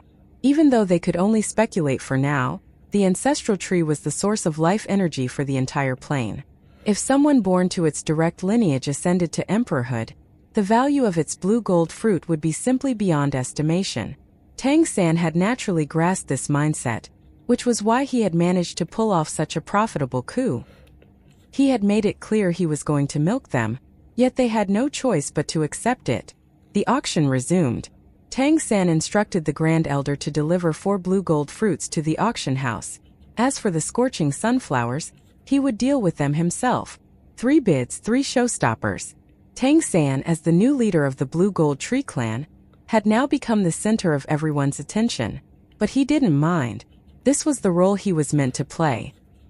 He was laying the groundwork for his future ascension to emperor. If he truly became the kind of top-tier resource everyone needed, the emperors themselves would vie to recruit him. But he had to actually reach that level first. His proposal for the Blue Gold Tree Clan to remain neutral had yet to be formally discussed by the Ancestral Court's Council. It was still stalled because of the rivalry between the 2 great countries. But once the matchmaking tournament concluded, there would surely be a verdict. The auction continued. The following items were also of exceptional quality, and the fevered pace of bidding showed no sign of slowing. Tang San, on his part, grew quiet again, merely observing the others. Among VIP rooms, number 10 was bidding the most frequently, securing many valuable items. The other rooms were more restrained. Main cities and first-tier bloodline clans had plenty of divine items in their own vaults. They didn't need to win everything at this auction to feel confident about the upcoming tournament. In contrast, the smaller clans were going all out, pouring every last coin they had into equipping their 11th order contestants. The competition was brutal. Nearly every item was sold for more than double its base price. The greatest beneficiary, naturally, was the Ancestral Court. Half a day passed quickly. An hour of rest followed, during which no one could leave the Grand Auction Hall. Whether it was eating, drinking, or attending to other needs, everything had to be done within the confines of this space. VIP rooms offered a significant advantage. Each had its own dedicated space guarded by the Ancestral Court's guardians, allowing their occupants to move around freely. Food and drink were abundant, and there was no need to queue for restrooms. Tang San stepped out of VIP Room 8, the Blue Gold Tree Clan elders fanning out to guard the area. He stretched a little, then looked up to see the sky dimming. Dusk was setting in. There would be another round of auctions from evening to midnight, followed by a rest period of about 3 hours before resuming at dawn. This cycle would repeat for 3 straight days. For those stuck in cramped spaces, it would be a grueling experience. The Blue Gold Tree clan elders got busy preparing the evening meal. Only Jean Miaosan remained at Tang San's side. Just then a voice came from nearby. Clan leader Jean, care to lend me a few minutes of your time? Tang San turned to see none other than Suan Yu, the Radiant Dragon King, smiling warmly from the door of VIP room 10. When Tang San heard Radiant Dragon King Suan Yu call out to him, he put on an obsequious smile and walked over past the dividers between rooms. The two met in front of room 9. Brother Su, what can I do for you? In spite of his ever-so-pleasant smile, Tang San didn't have a favorable impression of this young dragon. The reason was simple. He had tried to make a move on Mei Gongzi. That was also why Tang San had subtly targeted him during the auction earlier, even ignoring Crystalline's take on the matter. Suan Yu scanned Tang San's blue skin and dorsal spines for a moment, then smiled in return. Clan leader Jean, you were truly generous today. I'm deeply impressed. The Blue Gold Tree clan's deep foundations are certainly admirable. Tang San shook his hand dismissively. Actually, Brother Su, you're the one who made the most bids today. We were merely seizing a timely opportunity. Suan Yu said. What I wanted to say was, there was one item a bit earlier that one of my companions needs very badly. I wonder if you might be willing to part with it? We're prepared to offer an extra 100 amethyst coins on top of your winning bid. That item shouldn't be of much use to you anyway. Tang San tilted his head in feigned puzzlement. Which item are you referring to? The Throne of Frost. Would you be willing to sell it to us? Hearing this, Tang San's face turned apologetic. I'm truly sorry. While it's true that we Blue Gold Trees don't really need the Throne of Frost, I was asked by a friend to bid on it. He needs it very much, so I'm afraid I can't give it up. Standing a short distance behind Suan Yu was the Ice Dragon son Honghao, who couldn't help but say, Is that friend of yours also participating in the tournament? Tang San shook his head. No, he's still just a nymph king. He's not participating. Then he definitely doesn't need it more than I do. Why not let me have it? Consider it a favor I owe you. I'm Sun Honghao, the leader of the Ice Dragon clan. The Throne of Frost is crucial to me, whether in this tournament or later. Tang San looked taken aback. Then why didn't you keep bidding during the auction, Brother Sun? I was actually ready to give up, but when there was no further competition, I won it. Now that my friend knows I've secured it, it would be awkward for me to give it away. Truly, I'm sorry. Sun Honghao's face darkened. Clan leader Jean, are you really unwilling to part with it? Tang San smiled awkwardly. Brother Sun, though I don't have high hopes in the battle for the throne, I'm also a participant. You've said this throne is important to you for this tournament. That makes us opponents, doesn't it? I can't exactly strengthen my enemy, can I? As if someone like you is qualified to be our opponent. Mu tơ tang mo hung. Suan Yu immediately snapped at him. Ma Huang, watch your tone. Apologize to clan leader Jean now. Tang Ma Huang showed a hint of disdain but didn't want to disobey Suan Yu, especially in public. He gave a slight nod toward Tang San and said, Apologies, I misspoke. Tang San was not angered. He simply smiled. No worries, truth cannot be impolite. In fact, I don't really think I am able to compete with you all, but since I'm representing the Blue Gold Tree clan, I must give it my all. Otherwise, wouldn't that shame the ancestral tree? Just as Suan Yu was opening his mouth to retort, a low-pitched and honest-sounding voice rang out, drawing both sides' attention. My, you all sure are having a lively conversation. Don't you feel that you might be disturbing your neighbors? From VIP room 9 emerged a man. He was exceptionally burly, around 2 meters tall, and with a stocky yet slightly chubby build that gave him a harmless appearance. His honest face, framed by short hair, appeared entirely human. But with just one glance, Tang San immediately recognized what this youthful-looking figure was. Indeed, this was the newly appointed leader of the Golden Mammoth clan and Lord of Golden City. In fact, his evaluation had taken place just before Mei Gongzi's. The Golden Mammoth Demon Emperor had stepped down from his positions and passed both titles to this young man. Tang San quickly searched his memory and recalled his name. Ning Chenin. He was quite a peculiar figure. Before becoming the Golden Mammoth clan leader and the Lord of Golden City, he was completely unknown. In fact, he wasn't even a direct descendant of the Golden Mammoth Demon Emperor. Precisely because of that, no one dared to underestimate him. For a person who was not a direct descendant of an emperor to win the position over those who were direct descendants, he had to be truly extraordinary. Greetings, clan leader Ning. Suan Yu clearly already knew him and nodded politely. Ning Qianen nodded back and said, I really envy you guys. I got nothing out of this auction. Poverty is a sin. Indeed, Room 9 had hardly participated in any of the bidding, as though it didn't exist. That was why Suan Yu hadn't paid them any mind during his talk with Tang San. Suan Yu chuckled. You just didn't see anything you liked.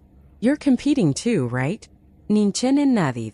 Like our fellow Jean Miolin here said, I have to give it a try. Otherwise, the clan won't be satisfied. If I don't, my old man might even beat me up. I'll just do my best. Don't worry, I'm not a threat to you guys. Looking at his cheerful demeanor, Tang San kept smiling on the surface, but he didn't believe the man's words for a second. At least the blue gold trees had a reputation for being completely peaceful and lacking all combat abilities. The Golden Mammoth clan, on the other hand, was a powerhouse. And despite being in a VIP room right between Tang San and the dragons, this Ning Qianen appeared utterly unbothered. That composure alone was noteworthy. Ning Qianen laughed. I heard your chat just now. I think clan leader Jean made a good point.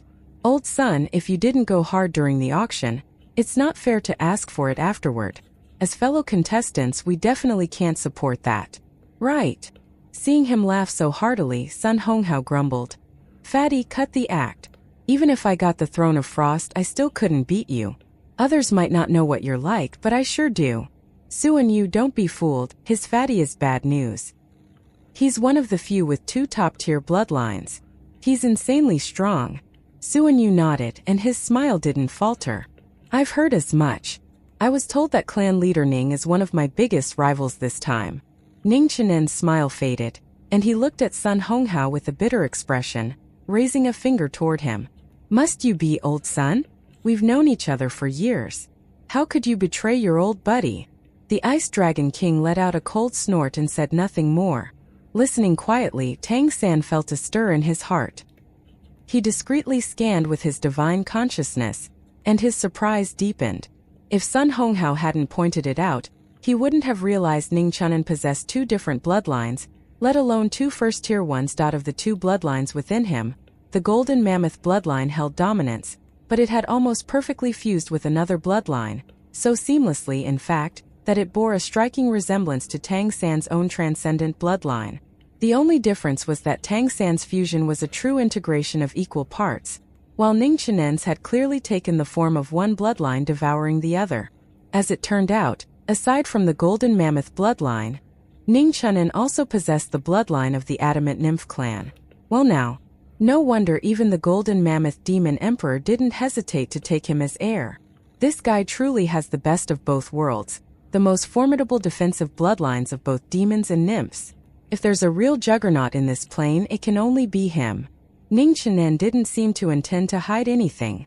He turned toward Tang San and said, Since I happened to run into you today, clan leader Jean, there's something I've always been curious about. I heard the Adamant Nymph Emperor was slain by the ancestral tree after offending it. Is that true? Zai. To tell you the truth, I actually carry a bit of the Adamant Nymph clan's bloodline myself. My mother was one of the Emperor's illegitimate daughters. Tang San had a hard time imagining how a rock could father children, legitimate or otherwise, but he wisely chose not to bring up the matter.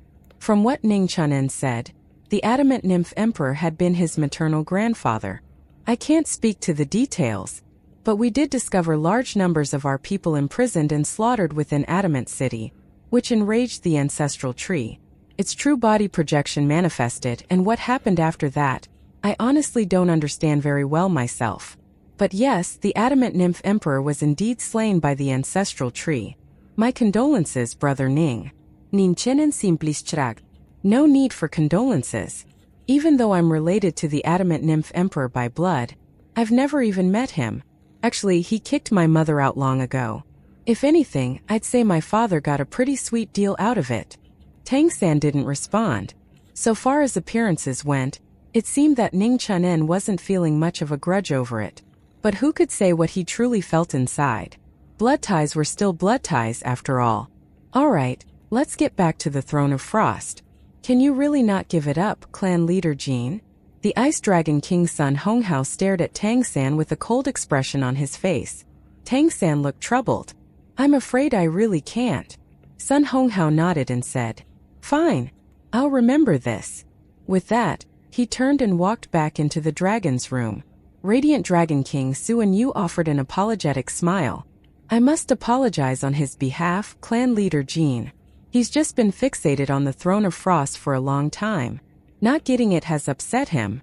I'll try to calm him down. By the way, thank you for making more blue gold fruits available. If not for that, I doubt we would have been able to secure one. Tang San smiled. You're too kind. We've already made quite a profit this time. They were pushed well over market value.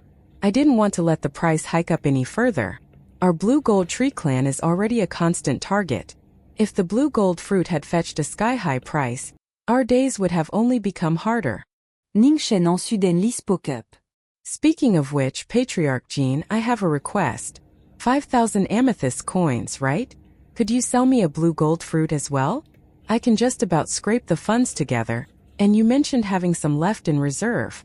Tang San blinked. Someone offering him money for stuff that wasn't even his? Why not? But outwardly he still put on a troubled look. Our stock really is quite limited. But Ningchen en grind. I'll add 500.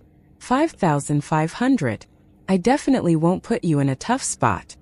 He looked perfectly cheerful, but Tang San had noticed that the moment Ning Chunin asked for a blue gold fruit, Suan Yu's expression shifted slightly. He naturally understood why. With Ning Chunin's defense already near impenetrable, adding ample life energy support from a blue gold fruit would make him into a titanic wall. Save for an emperor who would be able to break through that. Of course, Suan Yu couldn't object aloud. That would cause a real rift. Tang San sighed. Alright. But please, clan leader Ning, don't mention this to anyone else. And forget the extra money. It'll just be 5,000 like everyone else. He couldn't fall into the pit Ning Chunin had just dug. If everyone else paid 5,000 and suddenly someone paid more, that would stir up resentment. Patriarch Jean, you're generous. You've made a friend of me today, Ning Chunin said with a big grin, seemingly completely forgetting that Tang San had played a critical role in the untimely demise of his grandfather. Tang San gave a polite nod and smile. Why turn down easy money? And whether or not someone could break through Ning Chunin's defense, what did that have to do with him? It wasn't even certain they'd face each other in battle. And if they did, then what of it? Ning Chunin wasn't an emperor yet. The adamant nymph emperor's defenses had been stronger than his, yet that didn't help it in the end. With another 5,000 amethyst coins in hand, Tang San was in excellent spirits. His gaze drifted farther away, past room 10, to where Mei Gongzi stood outside, getting some air with her two mothers. She was also keeping an eye on the conversation between the three clan leaders. Mei Gongzi still wore her veil, concealing her peerless beauty. Just thinking about how she had been warm and nestled in his arms just days ago made Tang San's heart flutter with warmth. His gaze toward her became noticeably more passionate. Mei Gongzi's divine consciousness was extremely sharp. She instantly sensed the change and her expression turned colder, with a trace of killing intent lacing her aura. She could also use the god-killing domain due to having white tiger bloodline. While not as domineering as big cats, it was far sharper.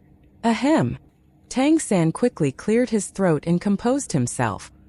He wasn't afraid of Mei Gongzi's killing intent, but he was afraid of revealing too much and getting recognized. That would be troublesome. Suan Yu, standing in the middle, clearly noticed and chuckled softly. Roses may be beautiful, but they have thorns. Looks like you will have to put in some serious effort in this tournament, clan leader Jean. I am unworthy. It's just that a humble man from a small clan like mine has never seen such a dazzling woman before. Even a stone might be moved, let alone a tree. Tang San then bowed deeply in Mei Gongzi's direction. Please forgive my rudeness. But Mei Gongzi had already turned her head away, not sparing him a glance. So proud, and that was exactly what he liked. That haughty aloofness toward others, compared to the way she would act spoiled and gentle in his arms. Ning Chunin chuckled. You both are clearly after the fair lady. I, on the other hand, am not a love rival. I'm already married and with children too. I only love my wife. Tang San and Suan Yu were both momentarily stunned. This sounded an awful lot like something said just so that someone who was eavesdropping could hear it. Just behave yourself, said a low, muffled voice from somewhere nearby. Tang San turned toward the source of the voice. Just behind him, outside VIP Room 6, stood a towering figure, still as a mountain, gazing into the distance. Hey, that's the room of the sky-splitting city representatives. A behemoth? In fact, more than one member of the behemoth clan stood in front of Room 6. It was just that a certain person stood out in particular. The woman in question, though small for her kind, was still over 6 meters tall. Her spiritual presence, just like her physical presence, was as solid as metal. From a human aesthetic point of view, she actually didn't look bad at all if one disregarded her physique. And her physique made Ning Qianen look positively petite. The Golden Mammoth clan and the Behemoth clan. Have they formed an alliance through marriage? Watching this unfold, Tang San felt a strange sense of déjà vu. After all, he himself possessed the Golden Mammoth bloodline and the Behemoth bloodline, and he knew for a fact that they were compatible because he had fused them himself and the process had gone swimmingly. So now, seeing that the Behemoth clan and Golden Mammoth clan had formed a union and produced offspring, it really was possible that their descendants might awaken a transcendent bloodline. Of course, the chances were slim, but it was clear as daylight they were actively exploring how to fuse the two bloodlines. One had to admit the demon race truly was blessed by nature. If they succeeded in cultivating a true transcendent bloodline powerhouse, that individual would instantly become the strongest emperor of the next generation. I'm always on my best behavior, Ning Qianen replied with a hearty smile.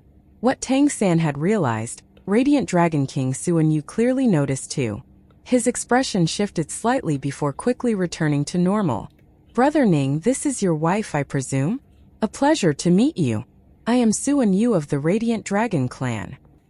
His greeting was fairly casual, but his demeanor was as courteous as could be. Tang San also nodded politely toward the behemoth woman. Jean Miaolin of the Blue Gold Tree clan. Lan Maqian of the Behemoth clan. Greetings, clan leaders. The towering female behemoth bowed gracefully to Tang San and Suan Yu.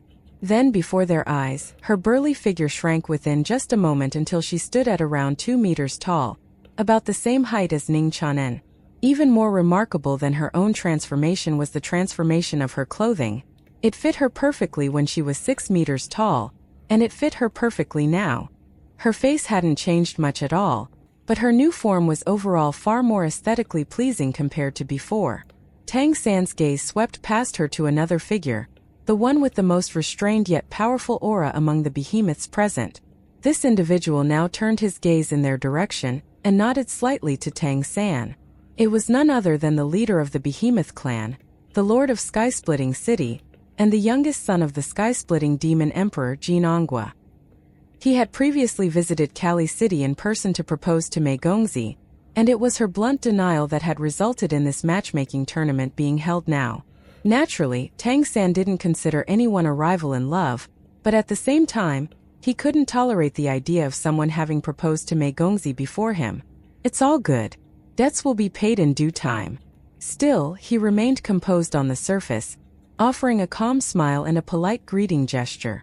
There was no doubt that those entrusted with VIP rooms were all among the most elite powerhouses of their era. Jin Ongwa exuded immense might, but Lan Maqian was clearly no ordinary individual either. Her style was different from Jin Ongwa's, however. She was definitely a very unique presence among behemoths. Suddenly, Crystalline's voice echoed in his mind. Be careful with Lan Maqian, Dad. Her words caught Tang San off guard. After all, who was Crystalline? The former Crystal Demon Emperor, the strongest being of her time. Even when asked about Suan Yu, she had merely told Tang San to look out for him a little, never once warning him to be careful. Lan Maqian was raised and mentored by the Sword Saint Demon Emperor. Although she is a member of the Behemoth clan, she has been personally taught by Sword Saint from a young age. In her clan, she's known as the Behemoth Sword Saint, and she is the only member of her kind who doesn't fight using claws. She's incredibly strong. The Sword Saint Demon Emperor has even considered passing on his title to her. Among the red-crowned crane demons, none can rival her. Tang San's eyes narrowed slightly as he replied mentally. So the Behemoth clan is not only marrying into the Golden Mammoth clan but also sending disciples to the Sword Saint Demon Emperor? They've got ambitions, I have to say. Crystalline replied. That's to be expected. Compared to our dragon race and the Phoenix race, the Behemoth clan has been our equal in name only. Each one of them might be strong, but they're far too few, and they've long since been suppressed. Do you think the sky-splitting Demon Emperor could possibly be content with that? If real conflict breaks out, don't underestimate them. The sky-splitting Demon Emperor is usually very reserved, but both Undying and I know him all too well. He's far from the passive kind. In this battle for the throne, the Behemoth clan is clearly going all in. Ask Lan Maqian if she's competing. You'll see for yourself. Tang San naturally didn't ask. Anything Crystalline told him was beyond doubt.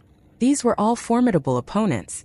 And these were just the ones who'd already revealed themselves. There were undoubtedly many others who had remained hidden for who knew how many years. This matchmaking tournament had truly shaken the very foundations of the demon continent, and an emperor's position was the perfect bait to drag out whatever major clans had been hiding. At this moment, food had been delivered to each of the VIP rooms. Tang San and the others returned to dine. It had been nothing but a brief encounter, yet it had provided Tang San with a wealth of information. To the other clans, this might not be classified intel. After all, most people here knew each other. But to the Blue Gold Tree clan of Skytree City, it was vital new knowledge.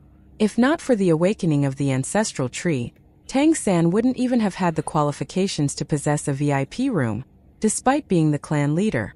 Not even being a main city lord would have helped. This was a world where strength reigned supreme. By the time they were done with dinner, the skies outside were fully dark. Beams of brilliant light lit up the grand auction hall, illuminating every detail. The next round of the auction was about to begin. As a towering figure stepped onto the stage, the chatter across the hall gradually quieted down. The auction was no longer being hosted by the tenebrous Demon Emperor as before. Another figure had taken over, still a Demon Emperor. It was none other than the Golden Mammoth Demon Emperor himself, the strongest of the Golden Mammoth lineage. The Golden Mammoth Demon Emperor looked as solemn as ever. His face radiated a sense of righteous severity. As he watched through the screen, Tang San began to ponder. If the Golden Mammoth Demon Emperor, Sky-Splitting Demon Emperor, and Sword Saint Demon Emperor joined forces, they would form a truly formidable bloc. It was even possible that the Adamant Nymph Emperor had once been part of this alliance. After all, the Lord of Golden City bore its bloodline. This political landscape, as it turned out, was truly interesting. All the emperors, it seemed, were shrewd strategists. On the surface, it looked like there were only two major factions that represented the two great countries. But an in-depth look revealed that the real power dynamics had little to do with national boundaries. At present, it was clear that the Sunborn and Earthshade Nymph Emperors were aligned. A very powerful combination. Then there were Undying, Parasol Tree, and Crystal Phoenix.